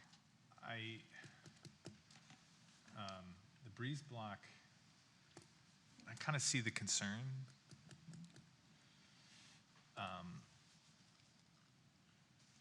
I think it does need articulation somehow. Maybe not necessarily breeze block per se, but also it's like quasi-Mediterranean, Spanish, quasi-Deco. Like, I think breeze block is compatible. It doesn't have to be, and I think the other issue with landscape, it's, I guess technically not in the purview of our board to like approve Right. landscape. So it's like, That's correct. I just think it'll help bring texture to the facade while the planting is being established. I don't know, I think it could be that or something. I think breeze block is fine. There's lots of different kinds that are like in keeping with sort of that would give it a more Spanish-ish flair. Yeah, or some kind of like screen, right? It doesn't have to be out of like actual breeze block. It could be like a, well, Yeah, yeah. that would be cool. Yeah, But, I mean, feel that like might be a so little. some kind of screen, right? Yeah, versus, the barrels that go, yeah. I mean, that might be a little fussy for like a commercial application, but something like that, I think it needs that. yeah, but I feel like they could even do like a metal something, you know, I think there's a lot of Or even purview like, as long as well, we say going with that. a more mid-century deco, it could be just Yeah. big louvers. So maybe instead of the breeze block, we just want that to say like a visual screen. Yeah. So number one, we want to see a visual screen versus the breeze block. And then we're agreeing to strike conditions 8 and 14. Okay. Well, I was okay with 14 I was okay with adding keeping the scupper, the look of the scupper, not functionally, but as a breaking up the, because the other thing is we're bringing up the concern of the parapet height. I think it'll help break it up. It sounds like you're ready to make a motion, Caleb. Okay. So we're striking 8 Right. and Correct. revising number 1. Correct. Okay. To include visual screening instead of breezeway. Okay. And 14 you're leaving. 14, yeah. Yeah, I just think calling it a scupper, it's just, honestly, it's, in other applications, it's also a ventilation block, and those are usually just filled in anyways, so, okay. I move that the Historic Preservation Board approve application number 25-45 for new construction in accordance with standards 1 through 10 as set forth in section 9449 of the City Zoning and Land Development Regulations. The motion is based on testimony presented along with the application submitted and the staff report, which constitutes competent substantial evidence. In addition, approval of this request is made conditional upon the following restrictions, stipulations, and/or safeguards that I move are necessary to ensure the compliance with the purpose and intent of the Historic Preservation Ordinance, the historic preservation element of the comprehensive plan of the City of West Palm Beach, the Secretary of the Interior Standards for Rehabilitation, specifically Standards 9 and 10, which and additional criteria as set forth in Section 9449 of the City Zoning and Land Development Regulations, specifically, 1 through 9, which the conditions include the following. As immortalized in the staff report accepting the modification of condition 1 to be add architectural detailing below the currently proposed 2 transom windows, such as breeze block, but not exclusive of other screening materials, such as louvers or metal screen. The applicant shall work with staff to ensure compatible and relatable architectural feature, and the omission of condition 8. All other conditions apply. Second. All those in favor? Aye. Aye. Any opposed? Right, the motion carries. Congratulations and thank you.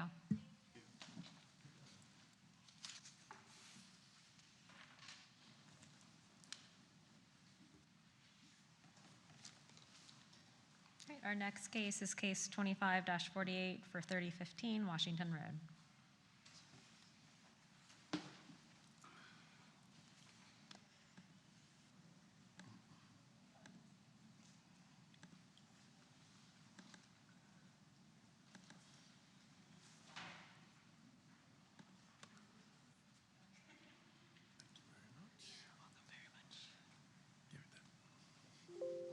You want some free trial?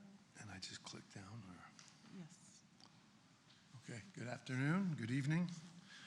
Anthony Harrington, representing 3015 Washington, on behalf of the owner, Jeffrey Rosen. Let me find my mouse here. That's a short explanation. In 2012, 2016 in serious structural disrepair, altered, and affected by termites and mold, this home was approved to be demolished. The caveat for the demolition was that the new house must basically match the prior house, front elevation, proportions, and detail. So we use what we see here to develop a new house. The structure was a hazard, a wind-blown danger to the area, and its removal was supported by the board, structural engineers, and the neighborhood. The garage was not demolished in 2016, but rather used to store items from inside the main house per what the prior client agreed to salvage. I'm not exactly sure what became of those products, but they don't exist anymore over the last 10 years. 10 years later, unused, boarded up, it has only become less repairable, the same hazard to the neighborhood, with the same, if not worse, structural conditions, with altered garage doors and openings, occupied now by wasps, termites, and mold. It even had a large tree growing up through the roof.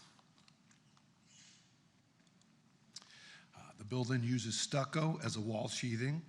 The cracked building bulging out and even missing stucco sheathing is supported by diagonal wood members that are spaced 8 to 10 inches apart with large 8-inch gaps in between, like spaced lathing. Missing and rotted, the stucco cannot be used as a wall sheathing per Florida building code. Interior shots. Large areas of the exterior stucco, wall sheathing, and interior framing have been deteriorated beyond repair and must be completely rebuilt to meet current building code, especially in a region set at 170-mile-per-hour wind and in the most extreme conditions or zone D. Oh, I'm sorry, wrong button. The 3015 history. Main house was demolished in 2016. In 2024, the property sells to a new owner who is granted to build the prior approved historic project. New main house permit is submitted late 24. Building department required the submitted house that was designed and set at 7.5 to now be set at 9 feet. As a matter of fact, the permit came out once at 8. We resubmitted, and then I guess we were going through a FEMA firm little thing at that point, and it got commented again, and we had to move it to 9, which greatly affected the grade and finished floor height differences.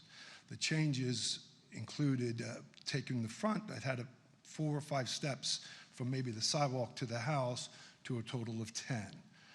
The retaining wall and built up lot grade assist in matching the approved design. In other words, what we see here in the top right will change greatly if we have to have so many more steps. And I realize this is just circumstantial, but just worth noting. The project and property lies on Washington Road, which I'm sure most of us here know. The red circles show that the corners, the east corners of the property are at 3 feet above flood. The crown of the road is at 2.8. So we're dealing with a very low area. So we're concerned that trying to even work with that and just build this house up with 9 or 10 steps would not be the best solution.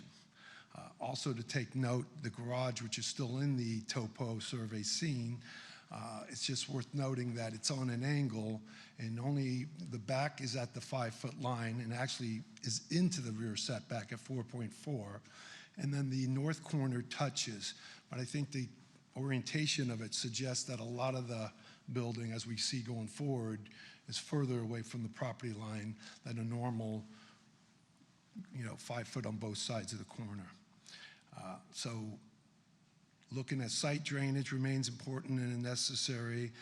Putting the pool, all these things come into an issue when we try to resolve it at the existing grade. The main house, as I mentioned, was submitted in 2024, the slab at 9 feet. More information was collected on the dilapidated garage by this time, the conditions, and combined with the slab height, creating an unsightly and difficult to navigate number of steps, confirmed the need to add a property retaining wall, raising the grade. Abutting a retaining wall to the deteriorated garage, as shown in this is not recommended, creating new structural issues. An odd view from the yard, as we thought it was worth showing if we did try to raise the grade and abut against that old garage, that would not only look bad, but we probably wouldn't be able to get right up to it, just as a structural condition. So the dilapidated state of the garage, new lot information requested by the permit submittal to maintain project's original intent led us to submit for this demolition request. Existing plans, elevations, streetscape of what was originally submitted. The proposed new garage plan, once we discover this and redesign, is a one-car garage, 5 feet less in width and more suitable for the lot and easier to navigate for the from the drive. Adding the second story matches the neighborhood styles. And again, if you notice, when we get into it, the windows on the north side, which we were added by staff, is approximately 10 feet from the property. And the staircase on the west side actually sets the main structure of the new garage 10 feet from the rear of the property. The new garage also, the height actually, allows the drive to slope up from the street, eliminating steps from the yard in the house, assist in moving water from the back to the street, and greatly improves the property and two structures' harmony. Examples of two-story garage examples in the neighborhood.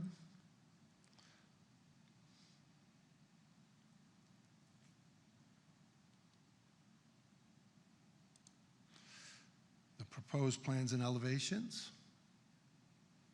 Again, noting staff had us, I don't even know if I had a window on this side.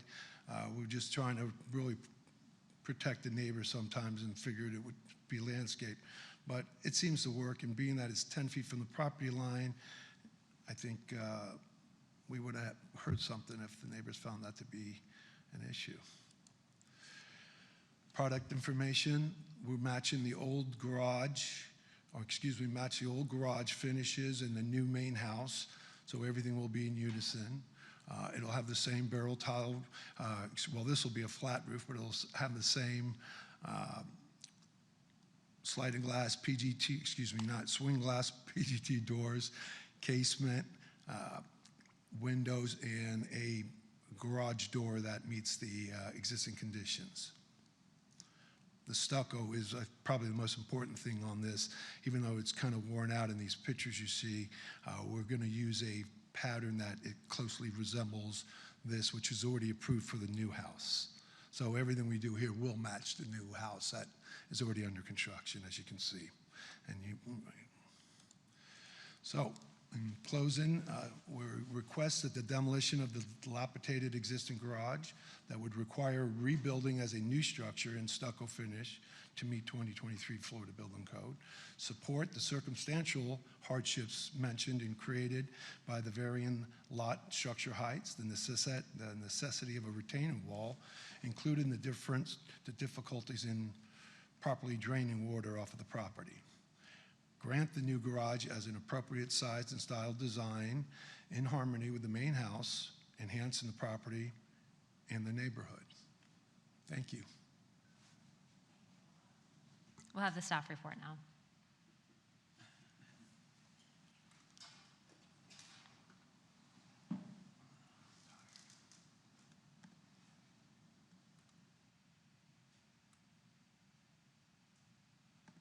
Hello, Ann Volsey again for the record. Mr. Harrington did a very good job at presenting the facts of the case. Just to remind the board that this is a two-part request, one for the demolition of the existing contributing structure, as well as proposed new construction of the two-story structure on site. So the demolition is for the structure that was built in around 1925. Of approximately 520 square feet. The new construction will be a two-story structure, approximately 615 square feet. As proposed, the application complies with the dimensional requirements of the district for accessory structures within that zoning district. So here I have the table with the zoning code compliance, which shows the 5-foot rear setback, side setbacks, front yard setback of 25, which is exceeded since the structure is pushed all the way to the back of the property. The height is around 19 feet and 8 inches. Here is just a diagram of the surrounding buildings just for the board's review. We have Mission Revival on the north side, Vernacular on the south side. Across the street, there are 2 structures that are non-contributing and also a masonry vernacular structure as well.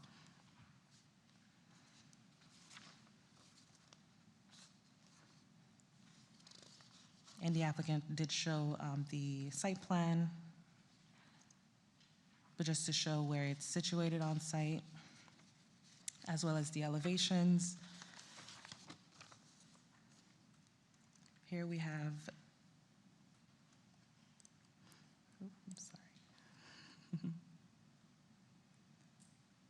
Okay, here we have the elevation to the north and the schedule for window and door as well as the roof tile. Just wanted to note that the roof tile here says it's an S tile, but we do want to confirm with the applicant based on what was approved for the main structure. It appears that it may have been a barrel tile, just to have that clarification, and that is one of the conditions that we have actually. But staff finds that the petition meets the requirements for approval for the demolition, as the standards for the denial are not applicable. And also we are recommending approval with conditions of the new structure. And as we find that it meets the standards when staff's conditions are taken into consideration with the required Secretary of Interior standards for rehabilitation in section 94-49C3 and additional criteria found in 94-49C4 of the ZLDRs, and the following conditions are recommended. The applicant shall provide a horizontal and vertical section that illustrates that window type A on the north elevation and south elevation shall have mullions that project outwards, similar to the paired window on page A06, and photos of the main house. Photo number 3, or the upper right photograph. The applicant shall provide documentation on the type of tile approved by the HPB on the main house and shall be verified by staff to be installed on the accessory structure. And that concludes staff's presentation. Thank you. Can I ask for clarification on the, I think, 2016 case? Yes. Because I was here when this case originally came, and the primary structure, it was essentially like a demolition by neglect.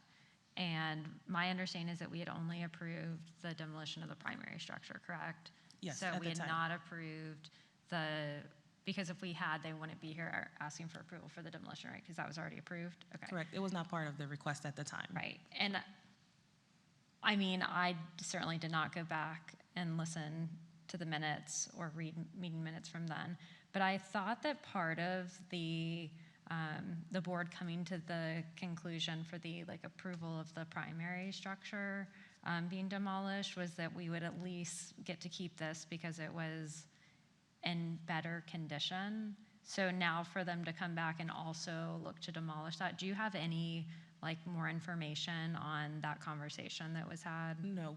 Well, when I looked into the record for the approval letter, it did not mention the accessory structure being to be retained. It was not part of the request altogether. Interesting. Okay.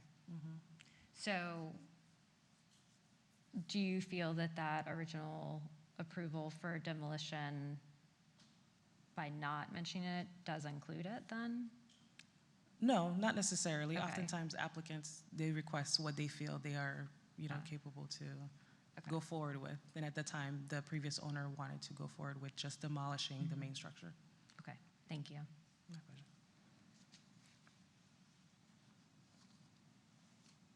Additional questions?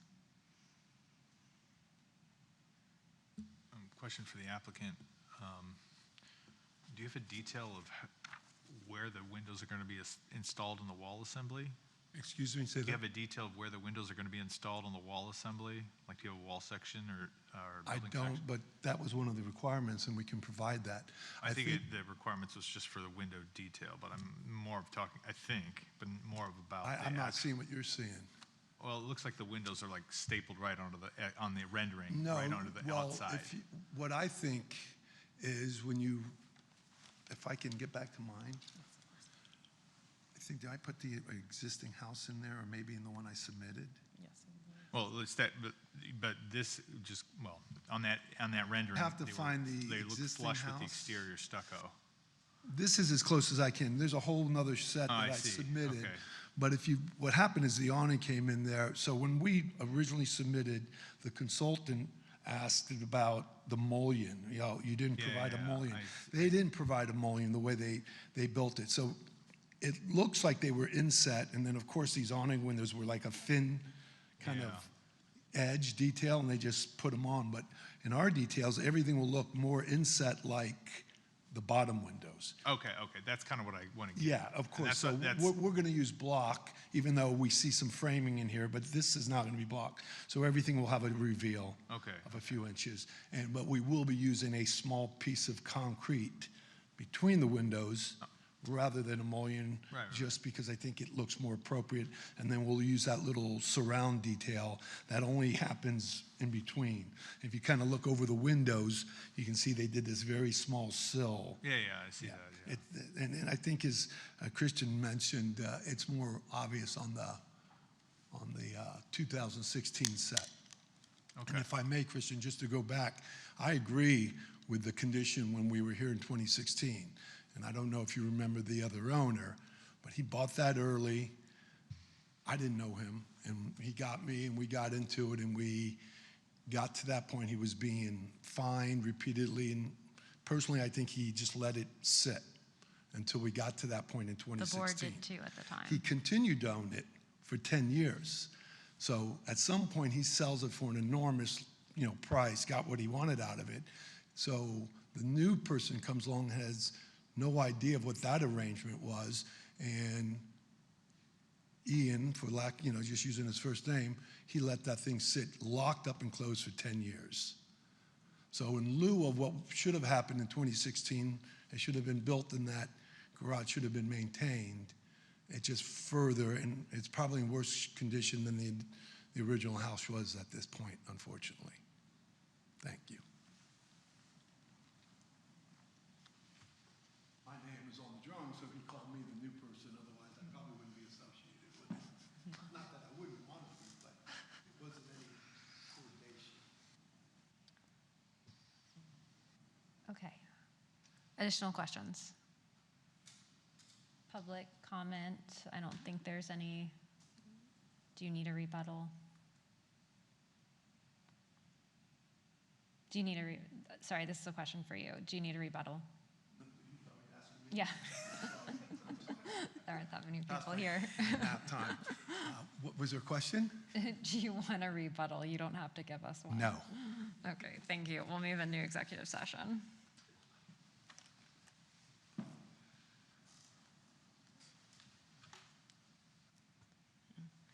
This is a hard one for me because I was here in 2016 when this case came before us, and I remember specifically talking about this garage and the efforts that were to be made to save this garage. So to have this come back now when we have an approved new house and where there was a demolition by neglect for a 2-story structure that is now currently being constructed, I mean, I just feel like there's no effort being made, like regardless of who owned it and when.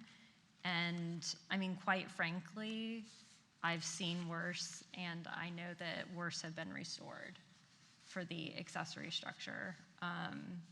The finished floor elevation, I totally feel for, but it does feel like we're just getting rid of any historic significance on the site. We're not asking to rebuild what's there, like is what was approved for the primary structure, right? When the primary structure, we approved the demolition, we said, go back with exactly what's there. Now for the garage, let's demolish that, But instead of going back with what's there because we didn't take care of it further, let's do something that is going to feel more dense, right? Because it's a two-story structure. I'm not seeing two-story structures that are like adjacent to the structure. Like Washington is very unique and its context, right? That's not like a street just one to the west of it. So like how much are we going to ask for? Like we can raise the finished floor elevation. That's completely legitimate. We've done that like as a board. We've said it's a low finished floor elevation. It needs to be raised to like protect these structures, but to just to wash our hands of all the historic context and go back with whatever, they want. I'm sorry, we're in executive session. I'm sorry. Thank you. But I'd like to hear how the rest of the board feels. I agree with you. I've seen buildings in far worse condition restored. Yes. I mean, there is an engineered letter. There are some photos that are pretty compelling, but this isn't anything that can't be restored. And I wasn't part of, the 16 decision, so I can't speak on that, but it's really sad to see it go to neglect.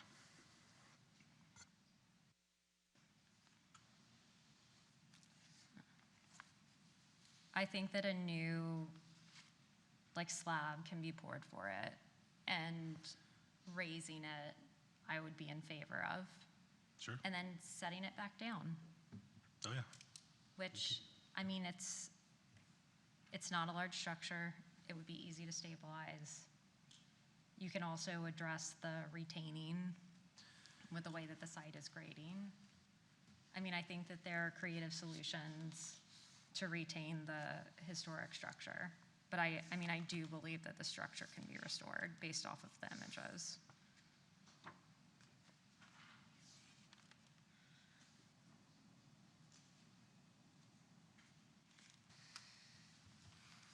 And the question is, can the structure be salvaged? Yes.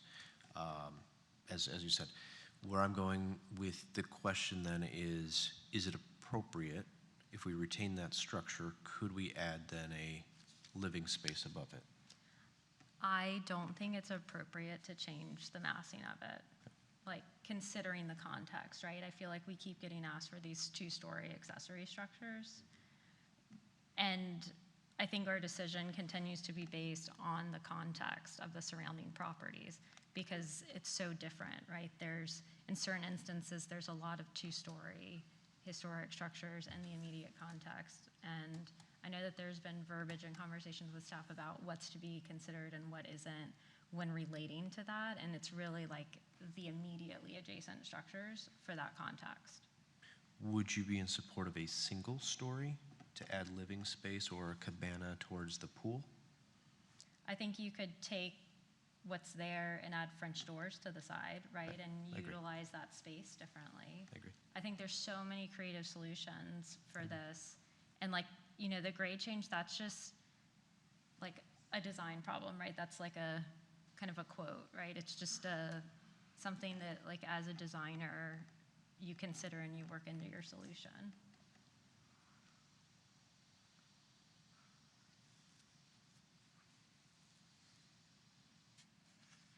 Caleb, I don't know if you want to weigh in as the other architect that's present. I feel like I fall on both sides here. I don't know where. It's a wood frame, which I do think if it was one of those clay block ones, I'd be kind of like, you're in trouble. I see some of the sheathing is is still extant, which is encouraging, but I don't see every corner condition. I didn't really study it. I think that most of the accessory structures, like these wood frame accessory structures, a lot of them look like this. Yeah, I know. No, I'm not. I know what can be saved. I do think it can be saved. Yeah. It's just more of. It's like this is it's like. Just because the history of this particular project. If this was somewhere else, and be like, all right, probably fine. But I know, I wonder if we should, in a certain sense, judge it independently of the unfortunate history of the property. Part of me, I don't know. I feel like I don't feel strongly either way. Like I do want to see, like I'd almost rather see, like personally, I'd almost rather see the original structure be replicated perfectly, which I don't think it will be. Nothing against the applicant or the owner. I just like they're not going to put in one windows. They're not going to put in I'm sure that there's going to be a lot of compromises on the materials, and that's fine. That's how that goes. I'd rather see a perfect replication of a historic structure than like trying to salvage something that was kind of a afterthought in the original scheme of the house.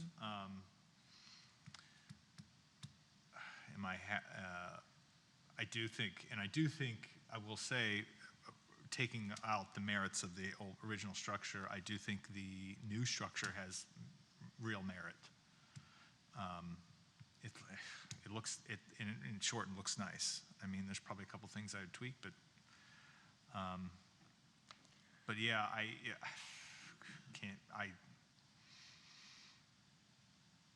don't know. I definitely think it could be saved, but it's just whether or not it's worth the effort for the applicant. Could staff pull up the reasons for denial? Sorry, I know that there's like a different way to phrase that.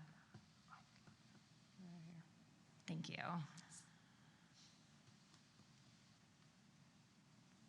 So 4, is that the resource is capable of being repaired and reused in a practical and feasible manner?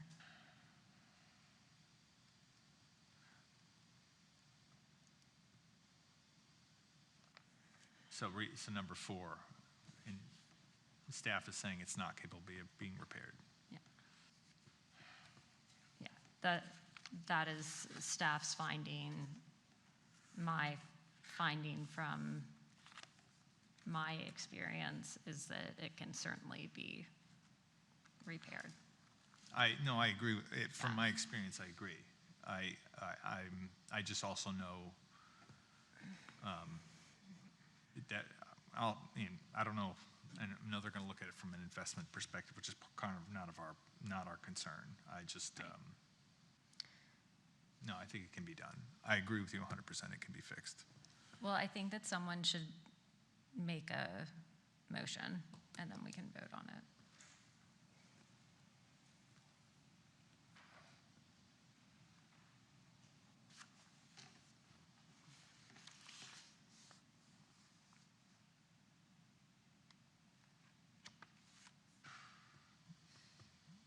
This may be follow-up. This may be a dumb question, and I don't have anything off the top of my head, but is there any concessions that we could ask for on the main structure, even though it's well underway and permitted? I would say that's probably too complicated. Yeah. No, I'm just thinking out loud. Like, that's the part of the thing I kind of wish, there was a little bit more give and take. Because I feel the concern, it's like we're kind of painted into a corner here.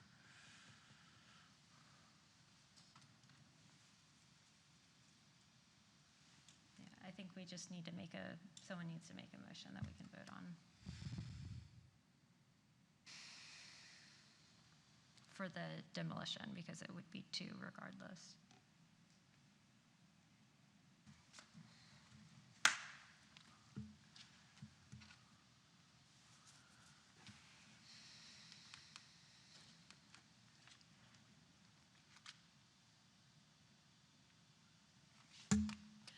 All right, so you need 2 different motions. Let me give this one. Because the demolition has to be separate from the new construction. And if you're not going to approve the demolition, then I'm not sure that you need to.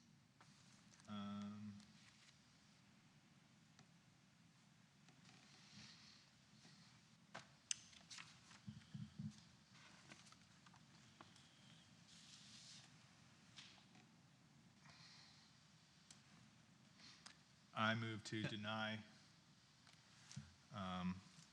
I move the Historical Preservation Board deny application number 25-48 for demolition. The motion is based on testimony presented along with the staff report that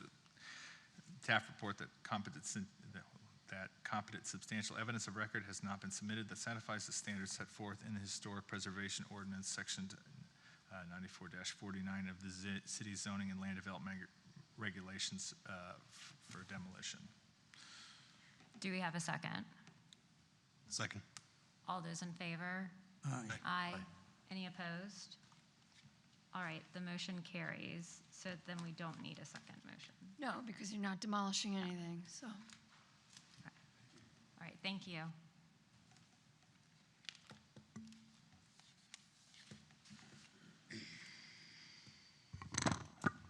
All right, our last case for the evening, I believe, is case 25-53 for 712 Park Place.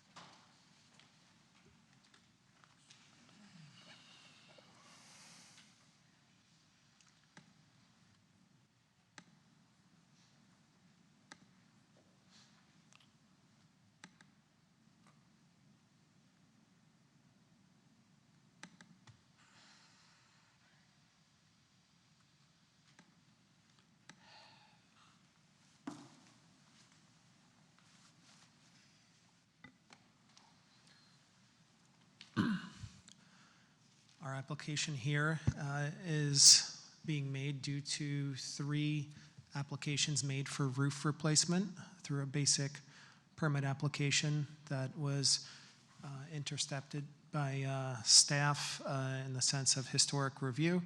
The first application was for this home here. There's 2 structures on the lot, 712 Park Place. The front or main home is contributing. The detached structure is not contributing. It's a 2-story. But the front home is actually the primary home, even though it's smaller in size. And when you see it on this map, that's the blue versus the red 2-story structure. So my client had submitted 1 application for a roof replacement for standing seam metal in a brown color. With the standing seam without fasteners exposed, and then Aaron Bornsgraber, if I'm pronouncing his last name correctly, had responded that a metal roof was not in character for this district and for this home, and that if a metal roof should be considered, it should be one that is of the anodized mill finish. We had reached out to him and said, our client prefers not to go that route. Is there any other alternative? And he said, well, another roof that looks like a tile or shingle can possibly be considered. So we had found a product, which I have shown this board previously in person. It's the interlock metal roofing shingle. Which I think some of the board comments was that it was nice, although it's a product that is trying to emulate a tile, and it's actually metal, right?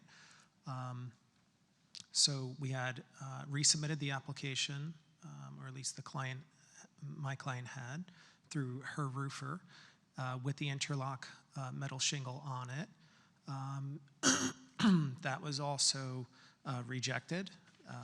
We were recommended to, again, do an anodized mill finish roof, to which we have updated our drawings, and I'll show some elevations here. I'm just trying to get to the point, not to waste everyone's time tonight. This should be really easy and simple. That's kind of the standing seam metal, and then if we go further, that's the 5E crimp that we resubmitted with the 3rd application, and then at that time, in the 5E crimp, we said it was going to be the anodized mill, and Aaron still said it did not fit the context of the neighborhood.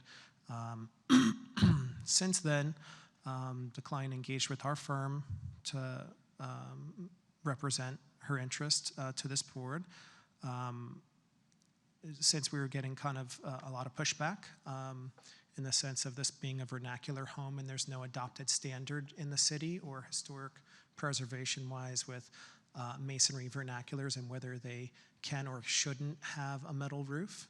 The home was built in the 40s, 1945, if I'm not mistaken. It has stucco on the exterior. So really what we're after, my client's first preference was to have the board consider a standing seam metal roof without exposed fasteners in a brown color.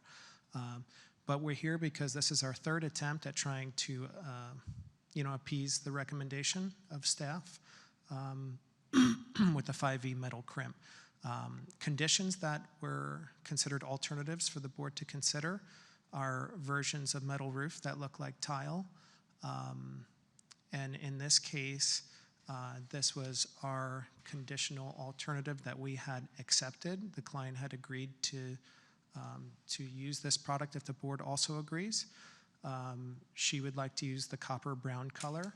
It was made clear from Erin that the copper brown color was also not appropriate, that it would be preferential to have something that would be in the gray family that would be more consistent with a concrete tile. Our client has also agreed to go with the other alternative, which is charcoal gray. It's essentially a darker gray. But here you're seeing the way this panel would lay out on the roof. It would look like a Bermuda tile, so to speak. The corners would be mitered. The lines that you're seeing here are proportional in size to the actual size of the panel. And this is the other structure that it would be laid upon. And you're seeing the elevation comparatively from the existing asphalt shingle roof to the Bermuda barrage tile.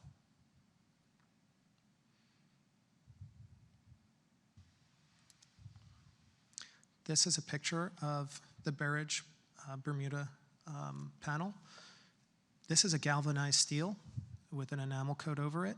It's a long-lasting, very strong product, and if I go to the dimensional profile, it has a 1-inch reveal, 11-inch coverage where they lap and clip. It's beautiful in the sense that it has this vinyl weather seal, which, unlike any other click, lock, seam product, it actually creates a waterproof condition where those click seals touch together. So again, I'll just restate our client's request with hopes the board can provide some direction. We would prefer the originally submitted standing seam metal in brown color as applied for originally for this property address. Alternatively, we would like to request the conditional barrage Bermuda tile panel that you see here in the copper brown, and if not copper brown, dark charcoal. Thank you. Thank you.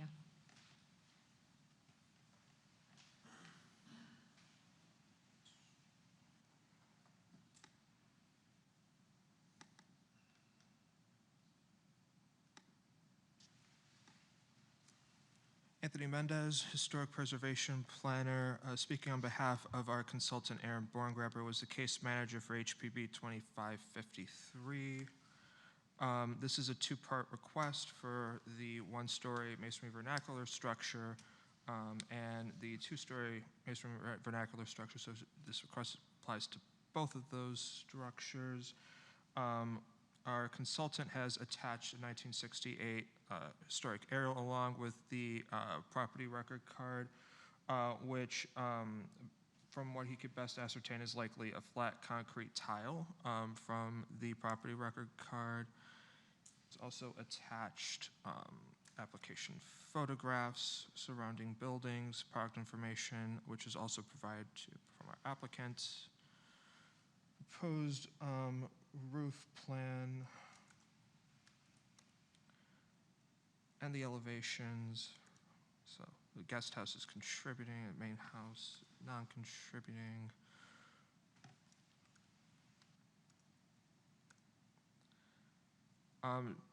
Consultant is amenable to the potential option of the barrage Bermuda panel as one of the options imposed in the conditions.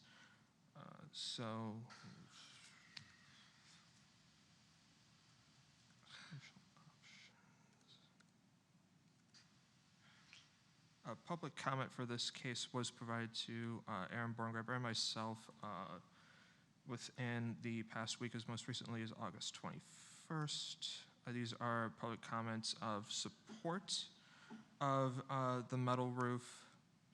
Staff is recommending approval with conditions with list of 4 options. Option A with the traditional asphalt composite roof, the flat concrete tile in white or gray, which was the existing, which per our historic preservation ordinance should be paired with an option, either A, C, or D.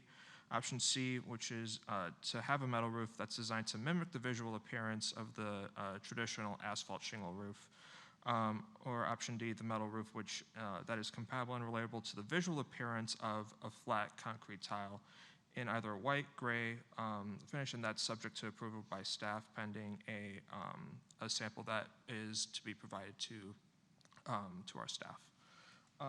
Staff is not against the installation of a metal roof per se, but they are cautious as to what specific type, and they are amenable to or open to the experimentation of material selections for the roof. And that concludes the presentation portion for this case.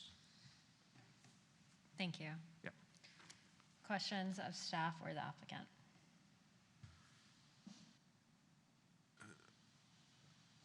So I guess this is for either applicant or staff. So what is our option A, B, C, and D in addition to the primary application request?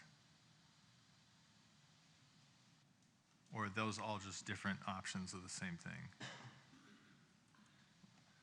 Well, pretty much we eventually ended up with 5V crimp because of the anodized aluminum So request. that's the primary request. That was technically the request, but Mr. Borngraber had basically said he still didn't agree with it, and he says he's approving metal with the condition that it's either faux asphalt or faux concrete tile, that he didn't seem to like the 5V.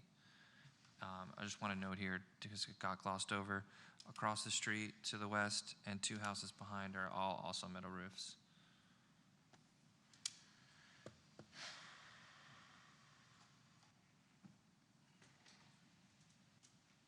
If I could just add to that statement, the client is okay with the look of a metal roof that emulates tile, and the Barrage Bermuda was her choice if the board was agreeable to that. And then again, initially she did request the standing seam without exposed fasteners, just for the record.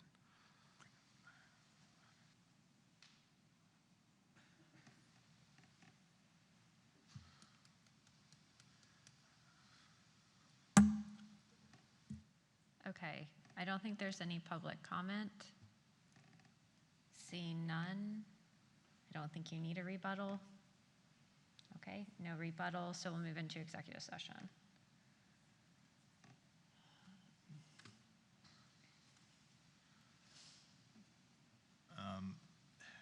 Before I mention the options A, B, C, and D,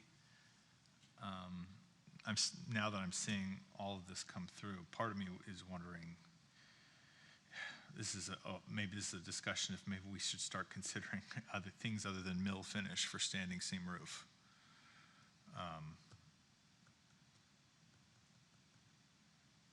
Only because I feel like at least like a colored standing seam roof would look better than some of these things. I mean, I'm not crazy about asphalt shingle. I mean, the flat concrete tiles, sometimes it's problematic. That could be heavy, but whatever. B's great. The imitation asphalt shingle, I'm on the record, I'm not in favor of. And the imitation Bermuda roof is like another one of those things. It's like a copy of a copy of a copy. I feel like it's going to look like a commercial building when it's done. I think if it's a metal roof, it should look like it's a metal roof. I'm a big fan of the 5V crimp. I think it looks great, 100%. Like especially in Florida, a Florida vernacular style looks great. I'd be in favor of, like, I know that's not part of the proposal, I just want to go on the record, I'd be in favor, and I think I pretty much said so in an earlier application, I'd be in favor of a standing seam of a color if it was, maybe brown's a little bit strong, but I'd be not opposed to it. But yeah, like the primary application, I'm in support. The primary application, I'm 100% in support of.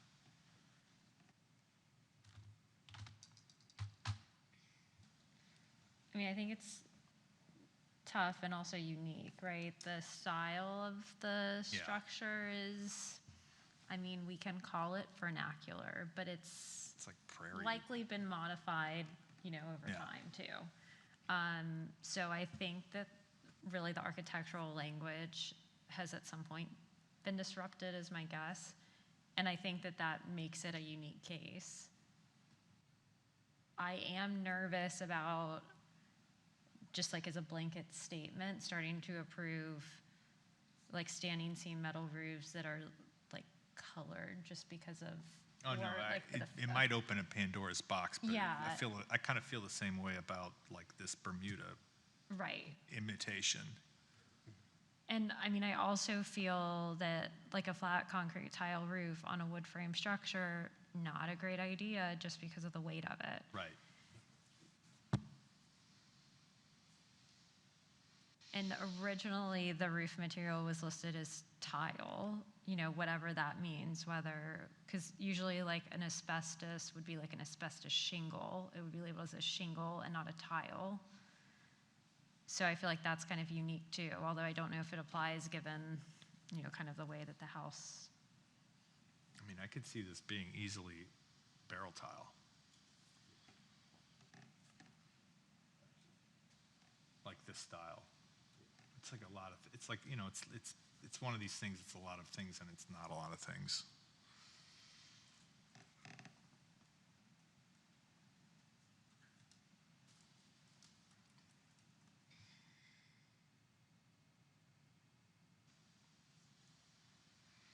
Could we just go back to what the house actually looks like? Just an image of it?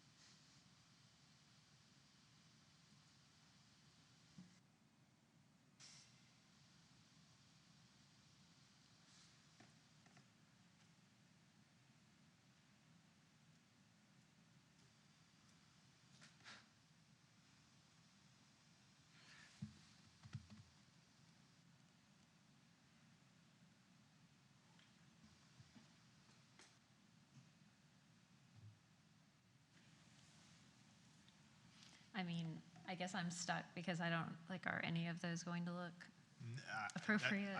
That's why I feel like the 5 feet crimp is like the only compromise. And also I feel like the, I don't know how many times the applicant's been, it was like 3 times working with staff. Right. And it's in between. I mean, I feel like, at least from the sake of,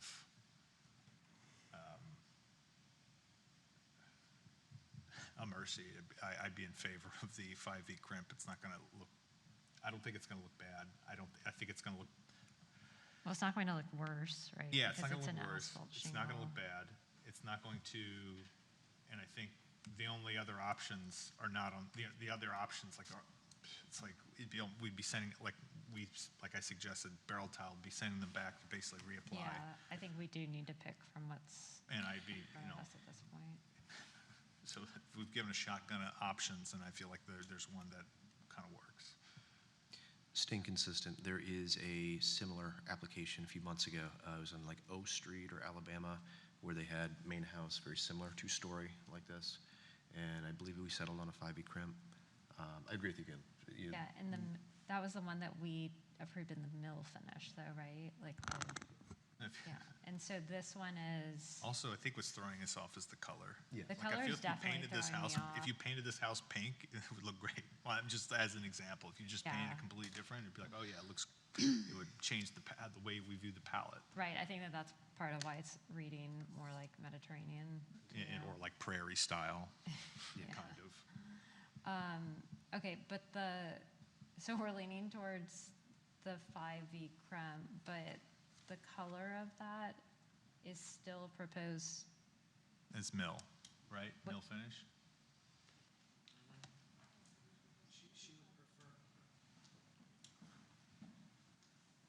The client would really prefer a brown, or in the brown family, or in a gray, dark gray, or medium gray family. She does not like the mill finish. Is she looking Now I at got it, painting now her I got house? it, now I know got that's it. not our So, purview. now I gotta look, I don't know how often I've seen 5E crimp in a color. Didn't you guys have pictures up of it? We did. That's in the mill finish. I apologize. No. No.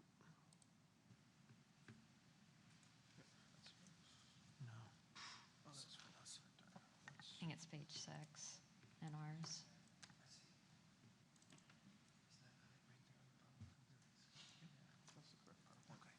Thank you.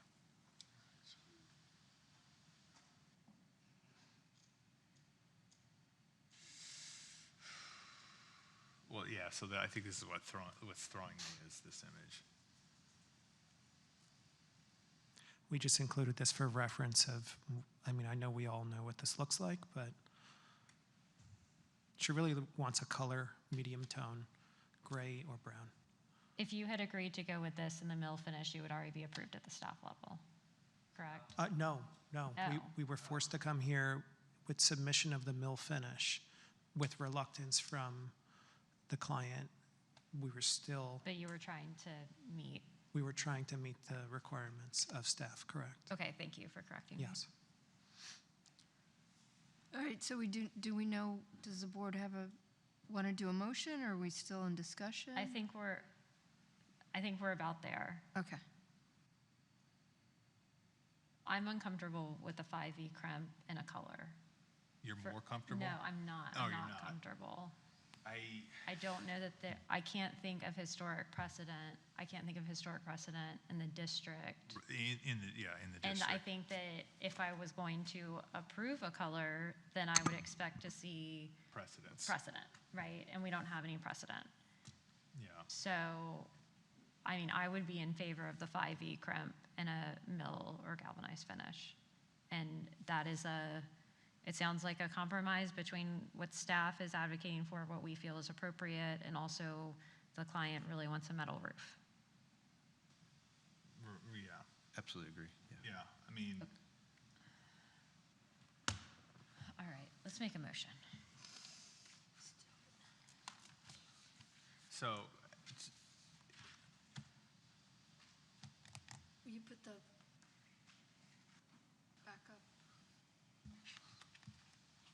I mean, going back to my, I guess, my question, I guess, the application is for a metal roof, so maybe, I don't know if it's clear that what finish it is, so I'm just gonna say it as a I condition. think you should say it, Yeah, yeah.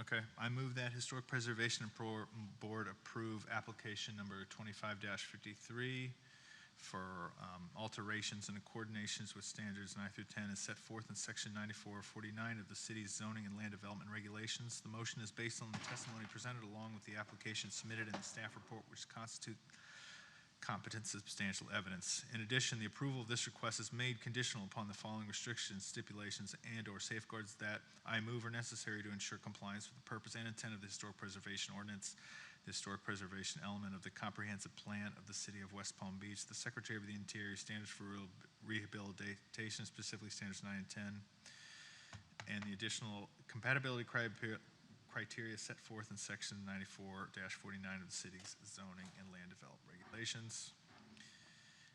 The conditions include the following, that the roof be a 5V crimp metal roof with mill finish. Do you have a second? Second. All those in favor? Aye. Aye. Any Aye. opposed? All right, the motion carries. Thank you, and thank you for working with staff on this as well. With that, may we have a motion to adjourn? Motion to adjourn? Second. All those in Second. favor? Aye. Aye.